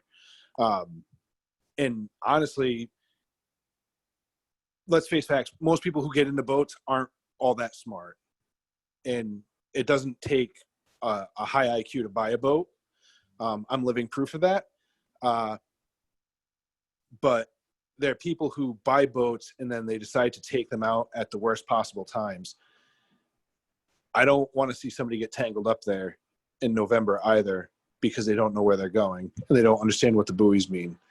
I do fish out of Stonington. I know the gentleman in Stonington who does kelp farming, and where he is located it is none of my concern because I don't fish there. Had he been in this area, I would have been vehemently opposed to it also. I don't understand. I understand why he's upset and why he is, set in stone that he wants to move forward with his plans, and I appreciate that. All I'm gonna say, if he can put a kelp farm there, I can set gill nets there. Sounds fair, right? I'm not legally allowed to set gill nets, which is fixed gear. It's anchored with a 25-pound Danforth anchor, and I am not allowed to set gear there. Within a mile and a half of Napa Tree Point, true south and west. So let's face facts. If he can put a kelp farm there, I can set gill nets there. Easy as that. They're both fixed gear. Again, it's a user conflict, nothing personal, but this shouldn't happen. Again, anybody that wants to see any of the safest stuff, VMS stuff, I'll gladly sign a release with DEM to give you the information. Okay, thank you, Mr. Dodge. Any questions of Mr. Dodge from council members? All right, thank you, Mr. Dodge. Next person, Julia Livermore. Can you hear me? Yes? Tony, you want to swear in? I do, yes. Please raise your right hand. Do you swear or affirm to tell the truth, the whole truth, and nothing but the truth, so help you God? I do. Please state your name and spell it for the record. Julia Livermore, Julia space Livermore. Thank you, Mr. Vice Chair. As I mentioned, I'm Julia Livermore. I'm a supervising biologist with the Rhode Island DEM's Division of Marine Fisheries. During the aquaculture review process, the DEM is required to comment on potential adverse effects to marine life and the continued vitality of fisheries, meaning the biological resources themselves. So just to be clear, we do not speak to impacts to fisheries or engineering during our review per the statute. As such, the DEM sent staff from our Division of Marine Fisheries to the preliminary determination meeting in February of 2019 and outlined the concerns that I'm going to address here. We also reiterated these concerns in a PD letter to the CRMC and then a follow-up letter earlier this month. So the Division of Marine Fisheries did note that the proposed area is essential fish habitat to 14 different species, but we agree with the applicant that— Excuse me, you're really gonna have to, you're speaking very, very fast. Sorry. If you can, yeah, so I got to so the Division of Marine Fisheries did note that the proposed area is, you really have to slow down, okay? Yep. Thank you. So we did note that the proposed area is essential fish habitat for 14 different managed species, but we do agree with the applicant that the winter kelp farm use is unlikely to cause problems because there would be limited interaction. Excuse me, you have to slow down. I cannot get it. You're way too fast. Okay, I have to take down every word. Yep. Thank you. So where do you want me to start? 14 different managed. Okay. So it's essential fish habitat to 14 different managed species. We do agree with the applicant that a winter kelp farm is unlikely to cause problems because there will be limited interaction with the bottom and no effects to any hard bottom habitat or submerged aquatic vegetation. The primary concern with the application that DEM expressed is potential impacts to waterfowl. The proposed farm is a kelp farm that would be operational during winter months, which is when sea ducks are most likely to be utilizing the area. We provided references that discuss the species use of the area in our letters to the CRMC. It's also important to note that the Napa Tree Point Conservation Area has also been designated as a globally important bird area by the Audubon Society of the United States. This status is based on internationally agreed upon criteria and is a great distinction a site can have in terms of the abundance and the diversity of bird species, especially threatened species. Hence, staff believe that floating gear and maintenance work at the surface could potentially be disruptive to overwintering sea ducks. Just to be clear, I am speaking on behalf of the department right now. Our portion of the review is conducted by the Division of Marine Fisheries and the Division of Fish and Wildlife. I am a marine fisheries representative, not a bird expert. So I also have Jennifer Kilburn, a biologist from the Division of Fish and Wildlife, on the line to address any bird questions that you may have for the department. Finally, I would like to address that the DMF did have multiple meetings with the applicant to help him select other more environmentally suitable areas for an aquaculture farm. As I stated earlier, that is only specific to environmental effects, not fisheries or engineering. We met with the applicant on 2 occasions, the first time in July of 2019, and did discuss areas off of Newport that would have limited effects to birds and marine habitats. Then we also met with him in September 2019 after he notified us that that area would not be suitable for the kelp farm. So we met with him again and actually discussed areas in the Sakonnet River, and the maps of the areas we discussed for that potential farm are included in the packet for this meeting, as they were included in the letter that we submitted to CRMC. We also consulted with the University of Rhode Island with Dr. Peter Payton on proposed siting to make sure that impacts to birds would also be minimized in the areas that we were recommending to the applicant. In conclusion, we made multiple attempts to work with the applicant to find alternative sites that would mitigate our natural resource concerns and allow his business to succeed, but he ultimately did not follow or did not pursue the other areas that we suggested. Thank you. Any questions of Ms. Livermore by council members? Mr. Vice Chair, may I ask a question? Yes. Julie, hi, it's Jeff.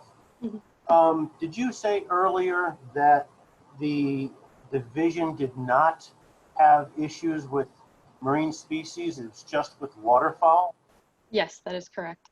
But in the July 15th letter to Ben, it says that for EFH, winter flounder are the exception, and the spawning activity happens during the winter months, and the species is frequently caught in this location by recreational anglers. Isn't that a contradiction?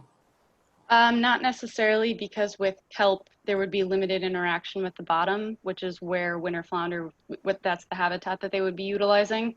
So we did not think a kelp farm would create an issue specifically for that species. Our objection was purely on the basis of impacts to waterfowl.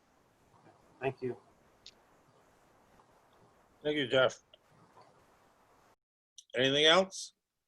Ms. Livermore? That's for me. All right, thank you. Next was Robin Main, attorney. Thank you, Mr. Koya.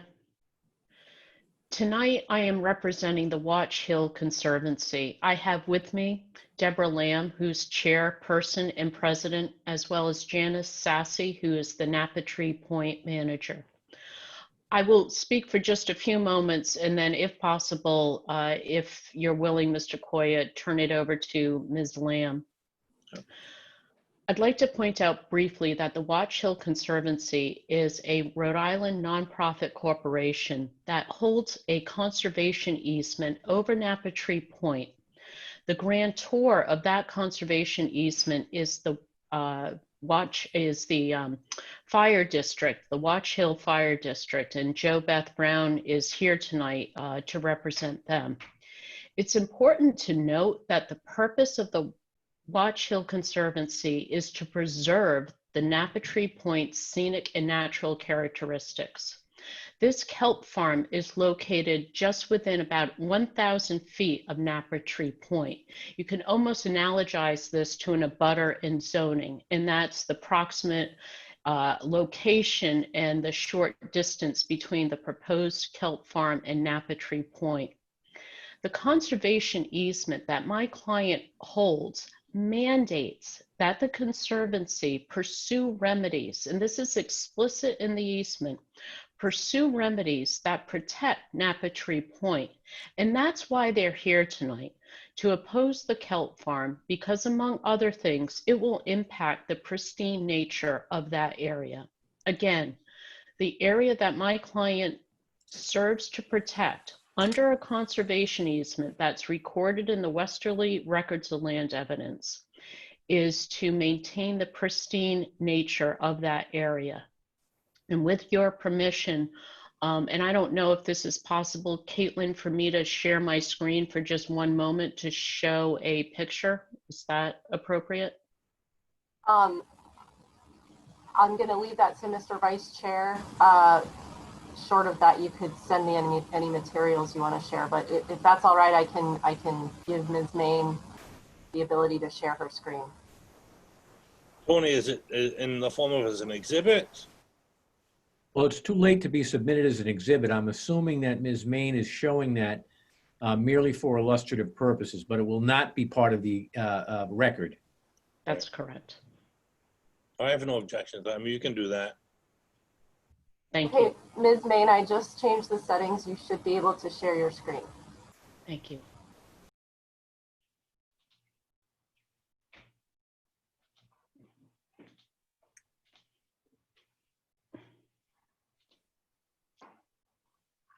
Is that working properly? Yes. We're seeing it. Thank you. Super. Thank you. So this is the Napa Tree Point area. You've got 3 different views of it. I just wanted to put that up momentarily so others did not have to try to share their screen. And with that, I will stop sharing. And if possible, Mr. Koya, turn it over to Ms. Lamb, who's the chairperson and president of the Watch Hill Conservancy. That's Deborah Lamb. That's correct. I had her listed, so no problem there. Okay, thank you. And Ms. Lamb, if you, I was gonna say come forward, but come forward to the screen. And Tony, if you could swear her in. Please raise your right hand. Do you swear or affirm to tell the truth, the whole truth, and nothing but the truth, so help you God? I do. Please state your name and spell it for the record. Deborah Lamb, DeborahLamm. Thank you. All right, please proceed. Thank you very much. Thank you, Mr. Chairman, for making time to hear our testimony. This is a very important matter to us. My name is Deborah Lamb, and I'm the president and chairman of the Watch Hill Conservancy. On behalf of our more than 700 members, I provided the council a written objection to the proposed kelp farm. You can find it in your packet dated June 17, 2019. I want to take a moment tonight to tell you why the Conservancy strongly objects to this project. The Watch Hill Conservancy holds a conservation easement over the nearly 70 acres owned by the Watch Hill Fire District that make up the Napatree Point Conservation Area. A copy of that easement has been provided to you.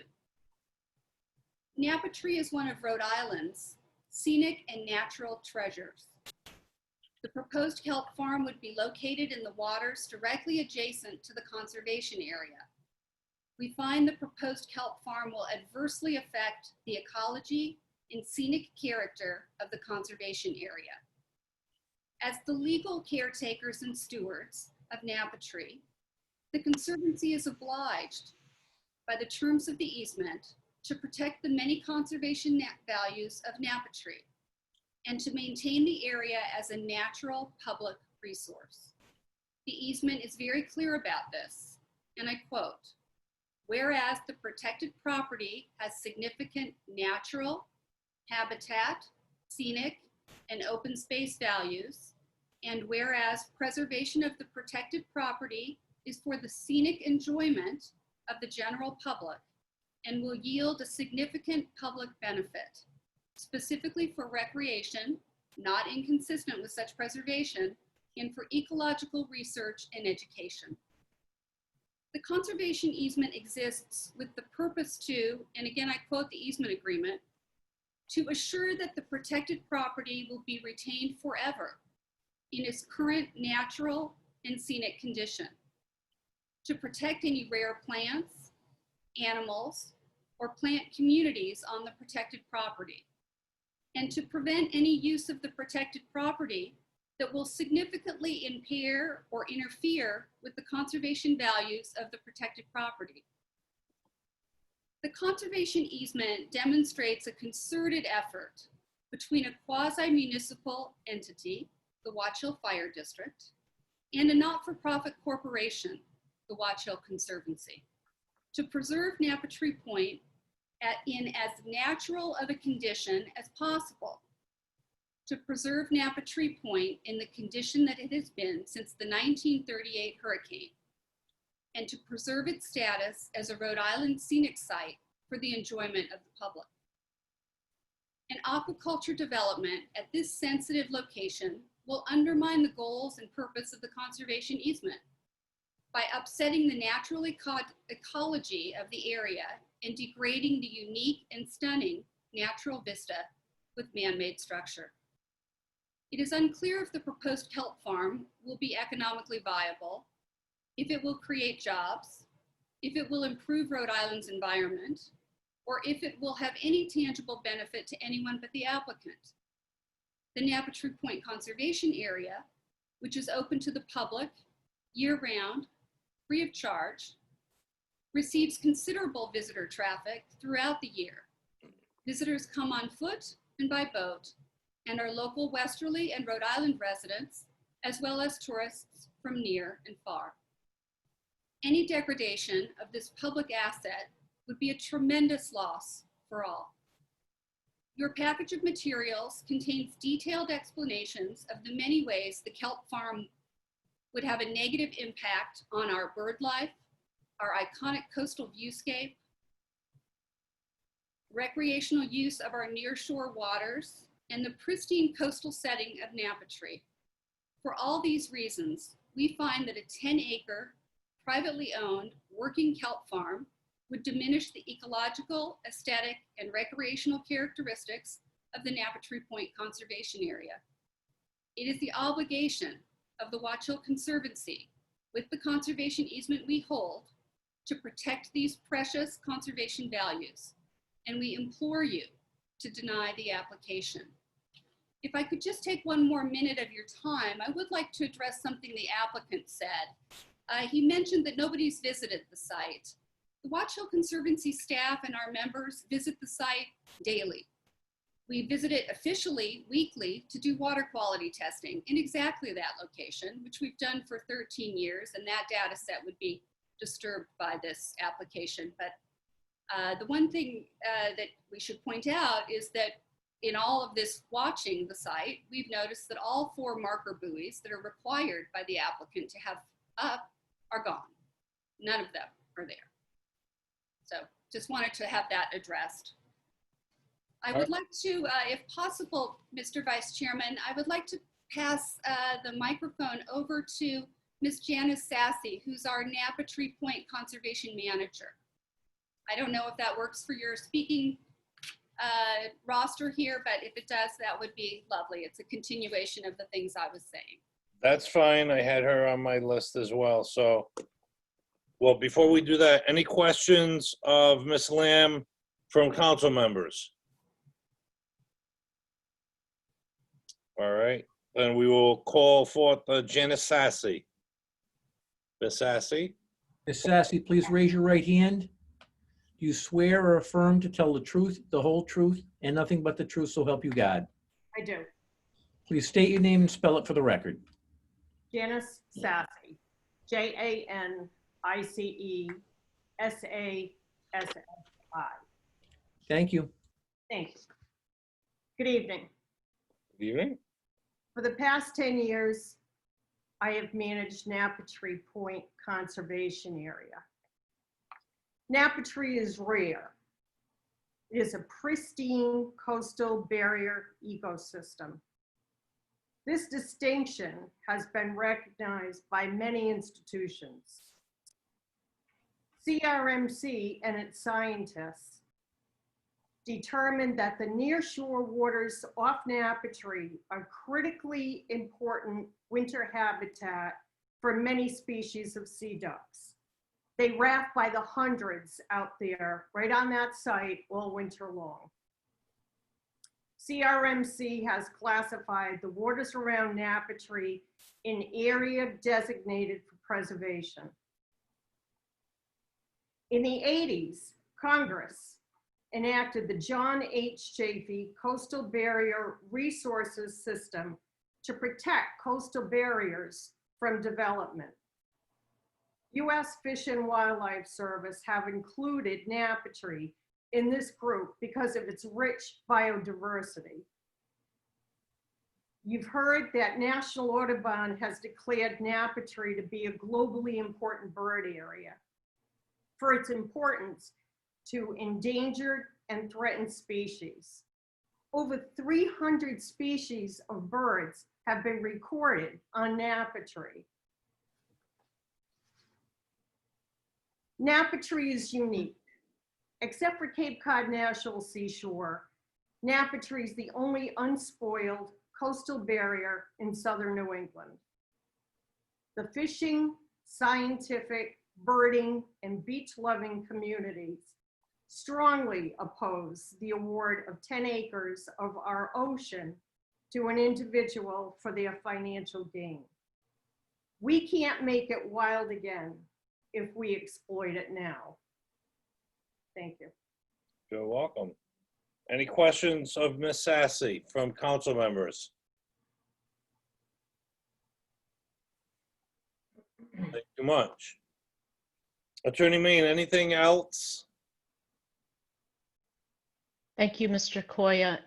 If you're willing, Joan Beth Brown is with the Watch Hill Fire District, and they're the grantor of the easement over Napa Tree. And if perhaps she went next, we could eliminate some of the, any repetition here. I had her next on the list, so Joan Beth Brown, come forward. Thank you. Good evening. Good evening. Ms. Brown, please raise your Yes. right hand. You swear or affirm to tell the truth, the whole truth, and nothing but the truth, so help you God. I do. Please state your name and spell it for the record, please. Joan Beth Brown, JoanBethBrown.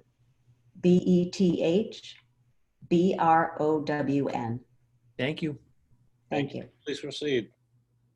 Thank you, Mr. Chairman and members of the council. As I mentioned, my name is Joan Beth Brown. I am the moderator of the Watch Hill Fire District, and I am before you tonight to ask that you deny the application for the kelp farm just off the shores of Napa Tree Point. Our arguments are made more fully and detailed in the letters dated to June 19th, 2019 from our prior moderator, as well as letters from our Parks Commission dated June 14th, 2019, and the comments we've made at the initial meeting, February 2019.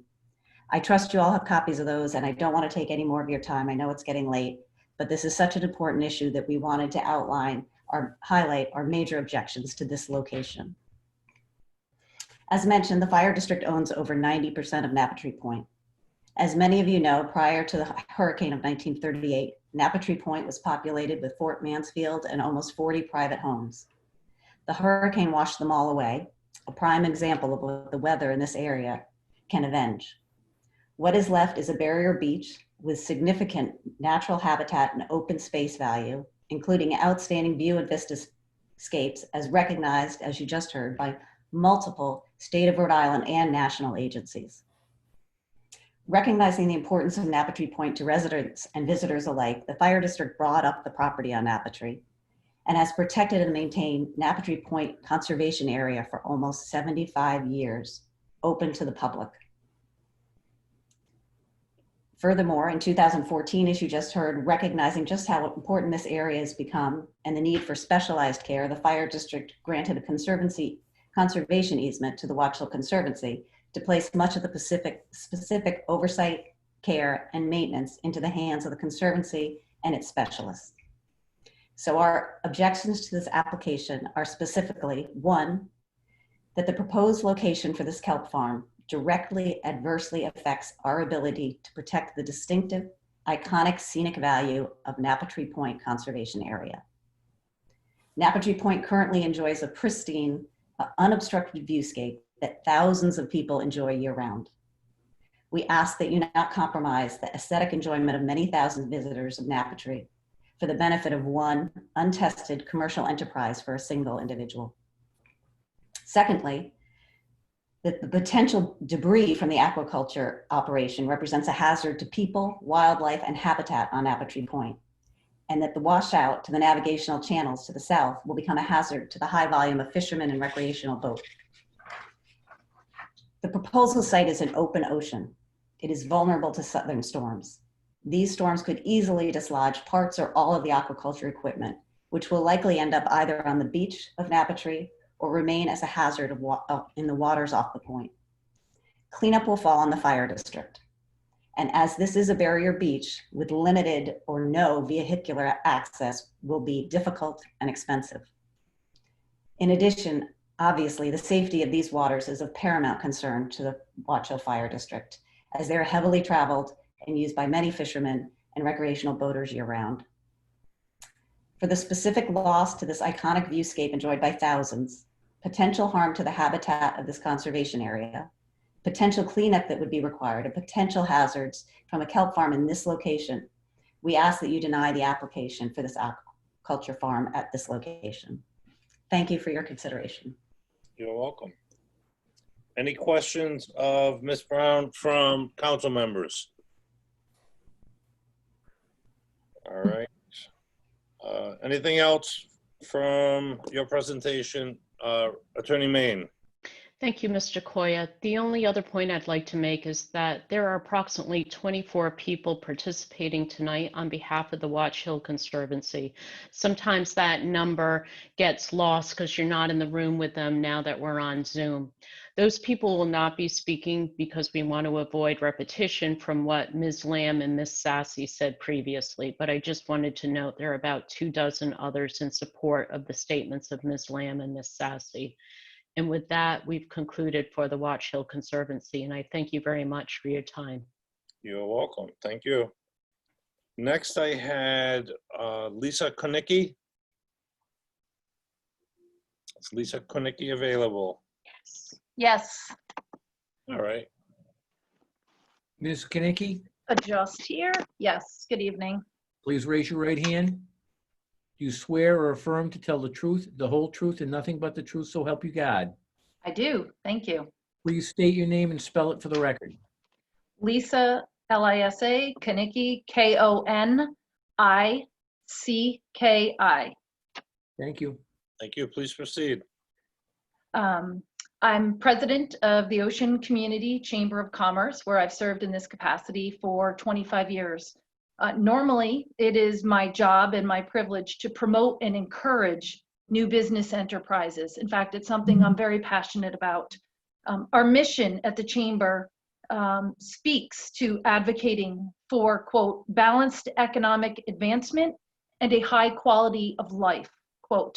And that's really where the rubber meets the road for us with this particular application and why we struggle with it and why we cannot support it. The Ocean Community Chamber of Commerce recognizes, celebrates, and promotes the Napatree area as a rich, unique, and beautiful aquatic and wildlife habitat. As the business organization charged with advancing the local economy, we deeply value and wish to protect this vital commercial and recreational fishing area and precious tourism anchor. These important fishing grounds bolster our economy in the shoulder season and particularly assist restaurants, hotels, bait and tackle shops, and others that benefit from the activity at Napatree. Our economy is fragile this year more than ever. Our focus has shifted to helping sustain the local businesses that we have in our community and providing them with any sort of resources that will support their very survival.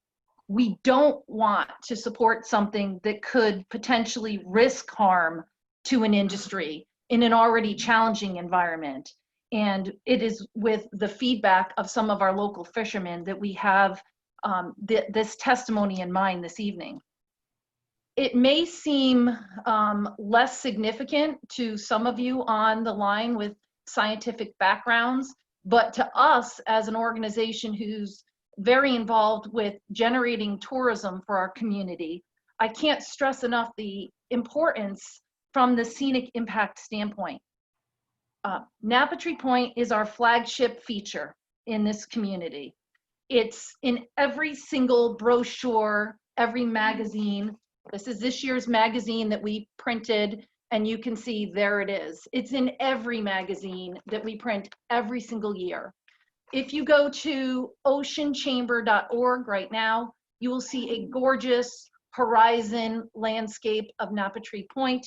And we've had Napatree Point, much to the dismay of neighboring Mesquamaket, but we featured Napatree Point for the last 2.5 years. This is not a new picture that came up that has anything to do with this particular project. It's the anchor for this community, and not just in the summertime. It's probably the most photographed area of our entire town, which is saying a lot when you consider the beauty of Wilcox Park and Mesquamaket and so many other wonderful assets that we have here. It's also a very treasured year-round walking location for locals such as myself, and a very attractive place for photographers year-round that come and photograph everything from the snowy owl in the winter months. Maria Scaglione is very well known for her photographs, to several others who make their living by selling images. And I struggle with what some of the aerials that I see in Yankee Magazine and some of the other partner marketing publications that we work with, what those aerial shots that are taken year round might look like if they now have the blemish of buoys and other equipment related to this particular enterprise. And I say that with the utmost respect for Mr. McAndrew, because he's a wonderful member of our community, does a lot of volunteer service. So I can't stress enough that it's not his background, it's not the person, it's not the who, it's not the what, it's not the when, it's the where. We have to protect Napatree Point and this particular pristine environment. And so for all of those reasons, I ask you to consider our testimony as well. And I do hope Mr. McAndrew is successful at finding another location, because we value what he's trying to do, but just not at this location. Thank you. Any questions from council members of Ms. Konicki? Thank you. Next, I had Ann Johnson. Is Ann Johnson available? Come forward. Yes. I'm sorry, my lighting is bad. Not a problem. Kindly raise your right hand and you'll be sworn by our legal counsel. Thank you, Mr. Vice Chair. Do you swear or affirm to tell the truth, the whole truth, and nothing but the truth, so help you God? I do. Please state your name and spell it for the record. My name is Ann Snowden Johnson, ANNSNOWDEN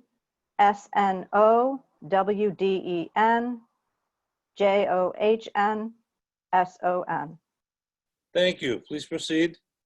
I am president of the Watch Hill Lighthouse Keepers Association, a nonprofit organization founded in 1986 to preserve and protect the 4-acre public property of the Watch Hill Lighthouse that is currently still under U.S. Coast Guard management, but we run it for the Coast Guard and keep this place open to the public.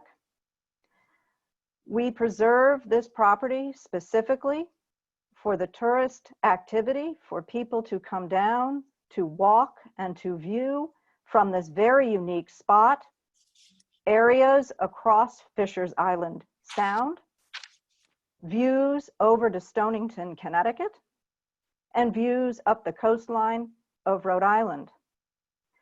Views stretching out to Napatree remain the primary vista for those who come to the lighthouse and who wish to view the sunset from this unique, spectacular, and treasured historic spot. As I wrote in my letter dated June 14, 2019, the Watch Hill Lighthouse Keepers object to any consideration of the institution and implication that a business might have in this particular area, because it changes the very nature of the waters by creating a permanent business. The lighthouse has stood in its location since 1856, at least the current one, and has overseen traffic in this area, and of course, hundreds of thousands of fishermen and fishing activity. But a permanent business in the waters would be a new and not very welcome creation in an area that sees such highly trafficked and beloved tourist activity. Therefore, I stand in concert with both the Watch Hill Fire District and the Watch Hill Conservancy in raising our objections to this proposal by Mr. McAndrew. Thank you.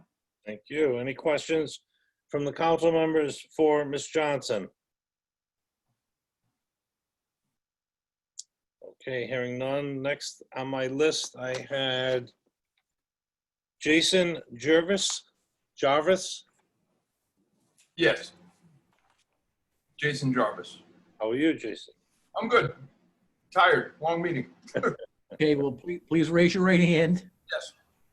Do you swear or affirm to tell the truth, the whole truth, and nothing but the truth, so help you God? I do. Please state your name and spell it for the record. Jason, Jason, Jarvis, Jarvis. Thank you. Thank you. Please proceed. Okay, I'm a commercial fisherman out of Westerly. Spent most of my time fishing out of Point Judith for a little over 20 years. Decided to come down here and fish at what has now been labeled an artisanal fishery.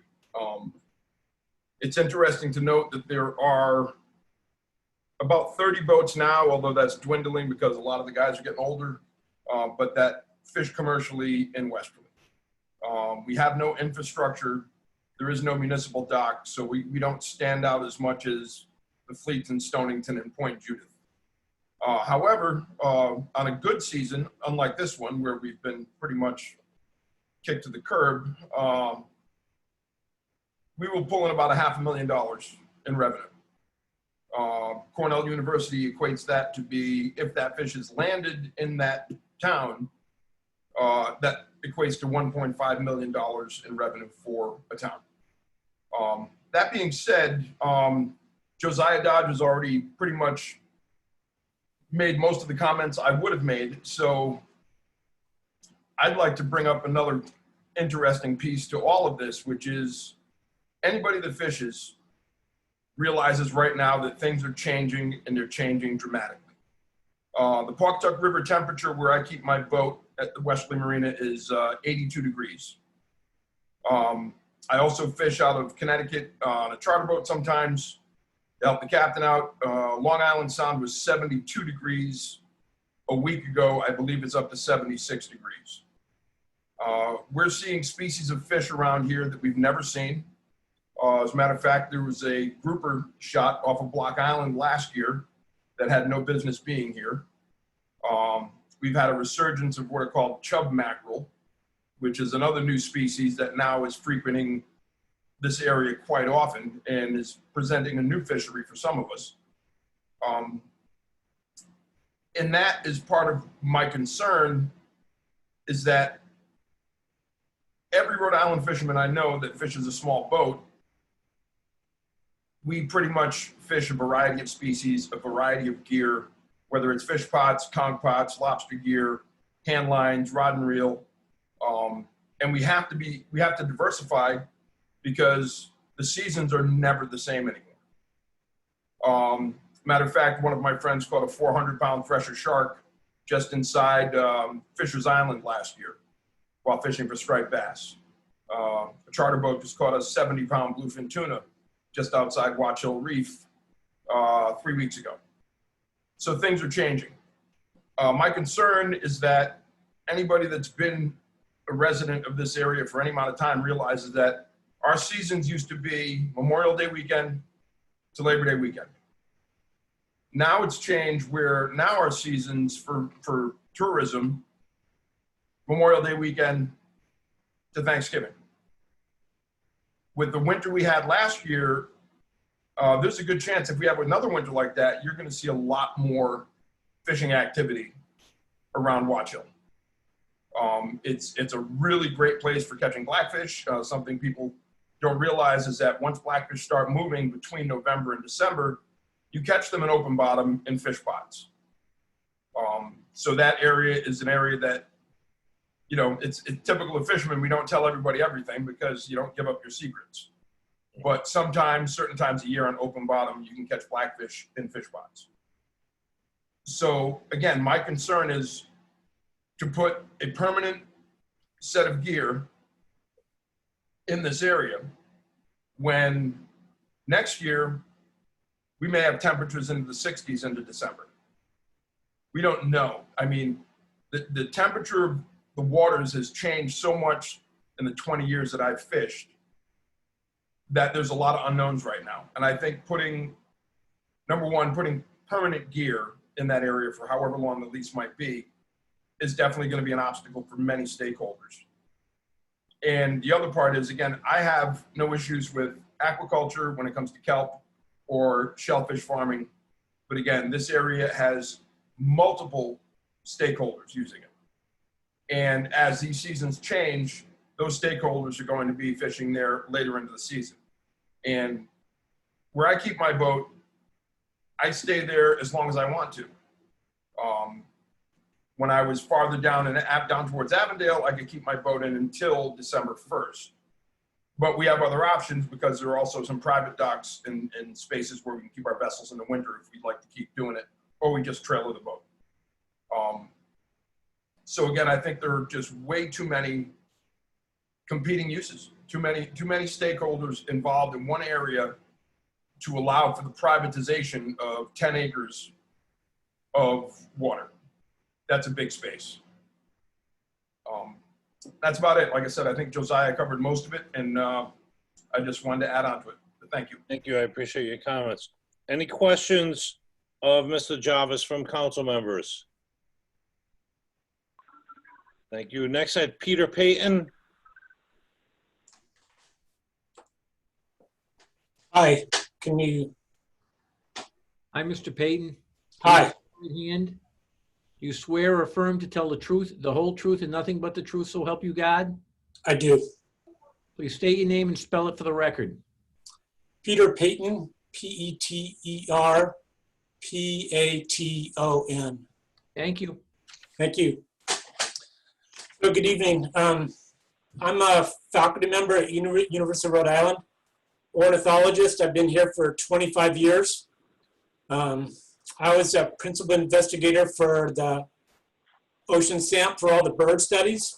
So in the ocean SAMP, we did aerial surveys and boat-based surveys and land-based surveys throughout Rhode Island and Block Island Sounds. And turns out that Napatri is one of the key areas in the state, in the region, for sea ducks. So that means common eider, black scoter, white-winged scoter, surf scoter, and also for common loons as well too. So it's a critical area. So I'm concerned about the impacts of disturbance. And we've raised this issue about birds, but what's the issue with the birds? The issue is that when this project is going to take place is right during the winter months when all these sea ducks that have come from throughout North America to winter off of the coast of Rhode Island. And they, with the boats going out there constantly, a lot of these birds get flushed by the disturbance by the boats, and depending on the species, they're fairly sensitive to this disturbance. So the species like can be any common eider is flushed for about 250 meters when the boats get close, up to about 1,000 meters for some of the species of scoters. So they're fairly sensitive. So you're going to be flushing them away from their areas where they're foraging. In the winter months, they need all the energy from their food, and so going to impact the populations, and that's what the concern is. So I just wanted to reiterate what Jenna Sassy and other people have already said, that I'm concerned that it has a major impact on sea duck populations and loons, and I object to this project. Thank you for your comments. Any questions from the council members for Mr. Payton? Okay. That was all the names that I wrote down. I know some other people said their names, but I wasn't able to keep up with them. Mr. Vice President? Yes. Chris Duhamel, I'm the Wesley Town Council. Oh, you, Mr. Duhamel, please proceed. Yes, I'd like to just... Chris, I'm sorry. Please raise your right hand. Yes. You swear or affirm to tell the truth, the whole truth, and nothing but the truth, so help you God. I do. Please state your name and spell it for the record. Chris Duhamel, D-U-H-A-M-E-L. I am the current Town Council President of Westerly, Rhode Island. Thank you. Represent the Town Council Westerly in our deliberation over this petition. The Town Council held a public hearing on June 10th, 2019, where we heard Mr. McAndrew's presentation. We took his presentation seriously because Mr. McAndrew is a valued member of our community. He has served on the Conservation Commission. He's served on the Comprehensive Plan Committee. So we felt that he would have stature in whatever he presented. We heard his presentation of the location of the proposed kelp farm and being within Napatri Point, and we felt strongly that his application was adverse to the comprehensive plan and the recently completed harbor management plan. Both plans refer to aquaculture and its acceptance of use within the waters of Westerly, but they're only considered within the salt ponds, within Winnapock Pond. And Westerly does have 2 leases within Winnapock Pond for shellfish. And we do promote aquaculture. But we strongly were against the location within Nappertree Point, given the scenic overview from Watch Hill to Nappertree Point, and we felt it would disrupt that scenic overview and the pristine character that is represented by Nappertree Point. So the town council voted unanimously to deny the application or recommend denial to the CRMC council for approval. But we encourage Mr. McAndrew to look elsewhere, either in Westerly or in Rhode Island, to pursue that use of kelp aquaculture. So I want to make that part of the record that the town council is against this application. Thank you, Mr. Duhamel. Any questions of Mr. Duhamel from council members? Thank you, Mr. Duhamel. Anyone else that wishes to speak?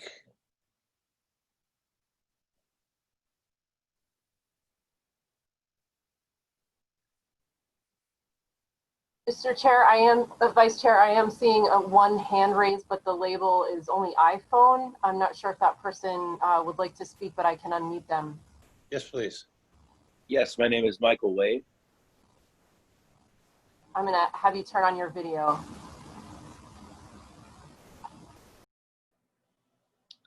Hello, my name is Michael Wade. Are we, Mike? I'm gonna have our attorney swear you in, please. Please raise your right hand. Do you swear or affirm to tell the truth, the whole truth, and nothing but the truth, so help you God? Yes. Please state your name and spell it for the record. My name is Michael, M-I-C-H-A-E-L, last name Wade, W-A-D-E. Thank you. Thank you. I am the owner of a company called Watch Hill Outfitters in Westerly, Rhode Island, and I'm here to oppose the kelp farm off of Nappertree Point. This area is a highly used area by our customers and myself. It's really about a user conflict for me and for all of my customers that come into the store.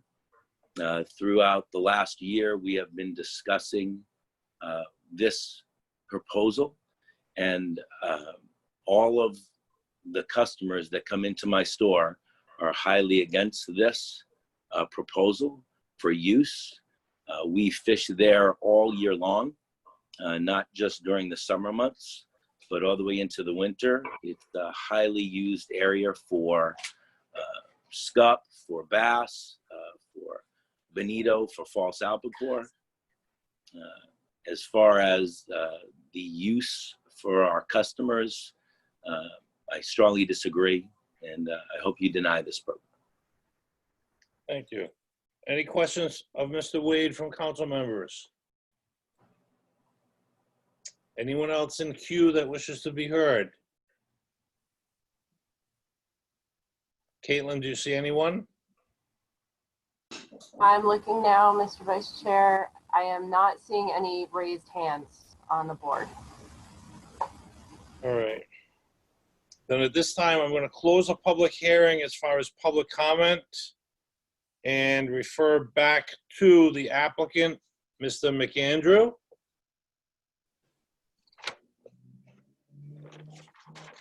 Mr. McAndrew, you've had an opportunity to hear testimony in opposition, and I will afford you an opportunity to respond and or comment.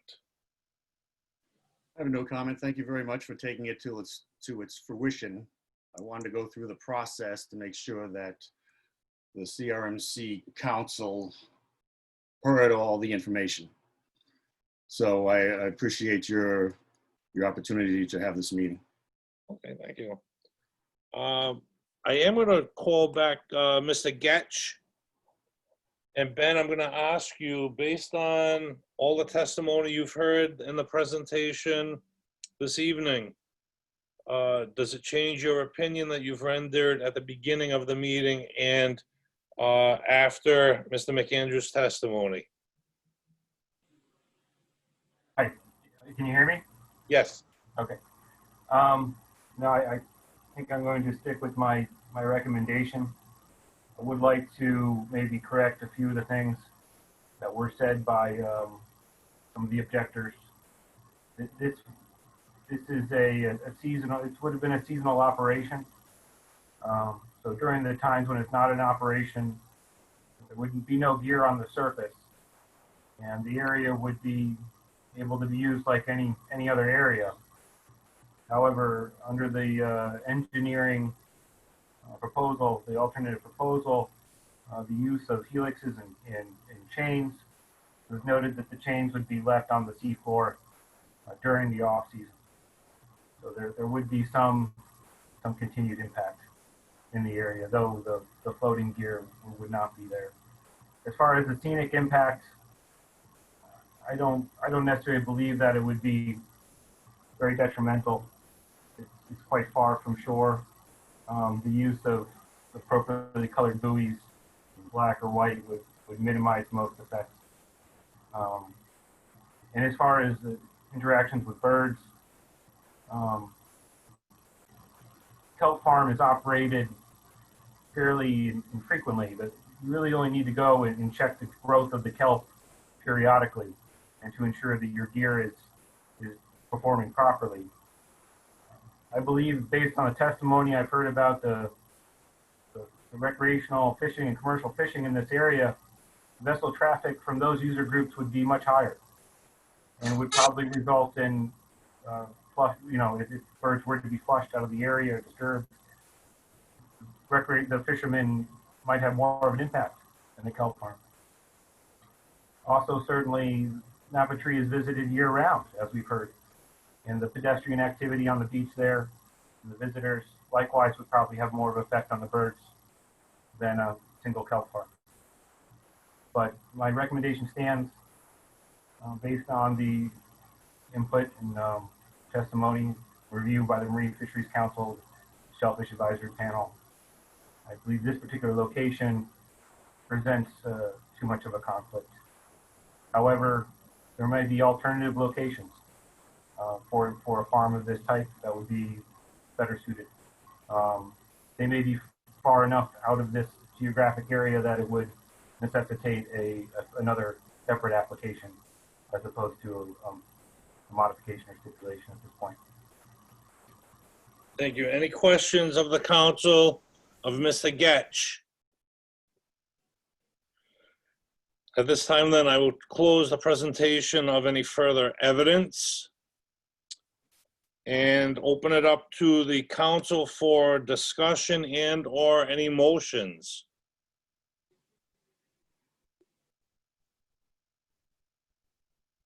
Mr. Chair, Vice Chair, Ron Gagnon, I will start.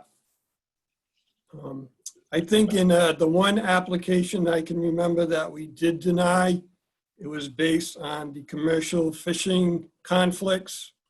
And I think that's consistent with this application. We've also heard that there are recreational fishing conflicts. And I still think the issue with sea ducks and bird impacts are important and need to be considered. So based on those reasons, I would be looking at a denial of the application. Are you making a motion, or is this? Not yet. I'm just kind of throwing that out there as a discussion. Why don't, if anyone's ready to make a motion, let's make a motion in a second, and then we can have discussion. All right. Well, then I will make the motion that the application be denied based on the commercial fishing impacts, the recreational fishing impacts, and the wildlife impacts, including the sea ducks. Thank you. A motion has been made to deny the application. Is there a second? I second the motion. Mike Hudner. All right, motion has been made and seconded to deny the application. Is there any discussion amongst council members?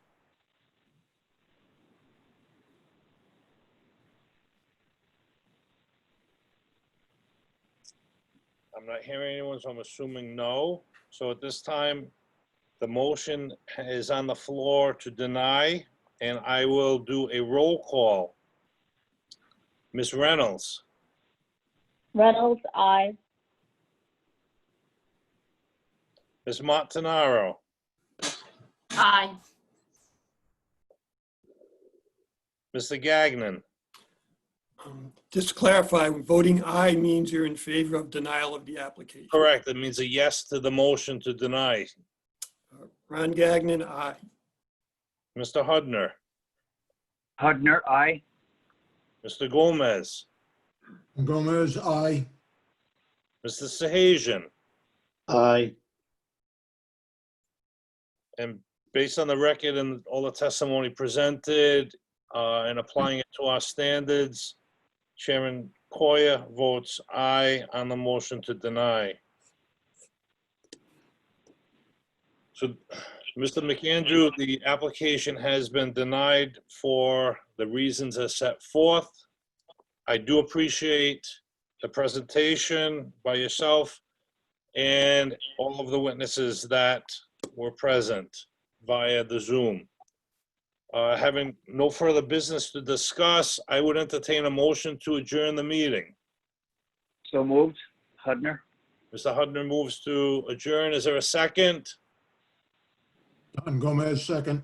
Don Gomez moves to, he seconds to adjourn. I'll do a quick roll call on a motion to adjourn. Ms. Reynolds? Aye. Ms. Montanaro? Aye. Mr. Gagnon? Aye. Mr. Hudner? Aye. Mr. Gomez? Aye.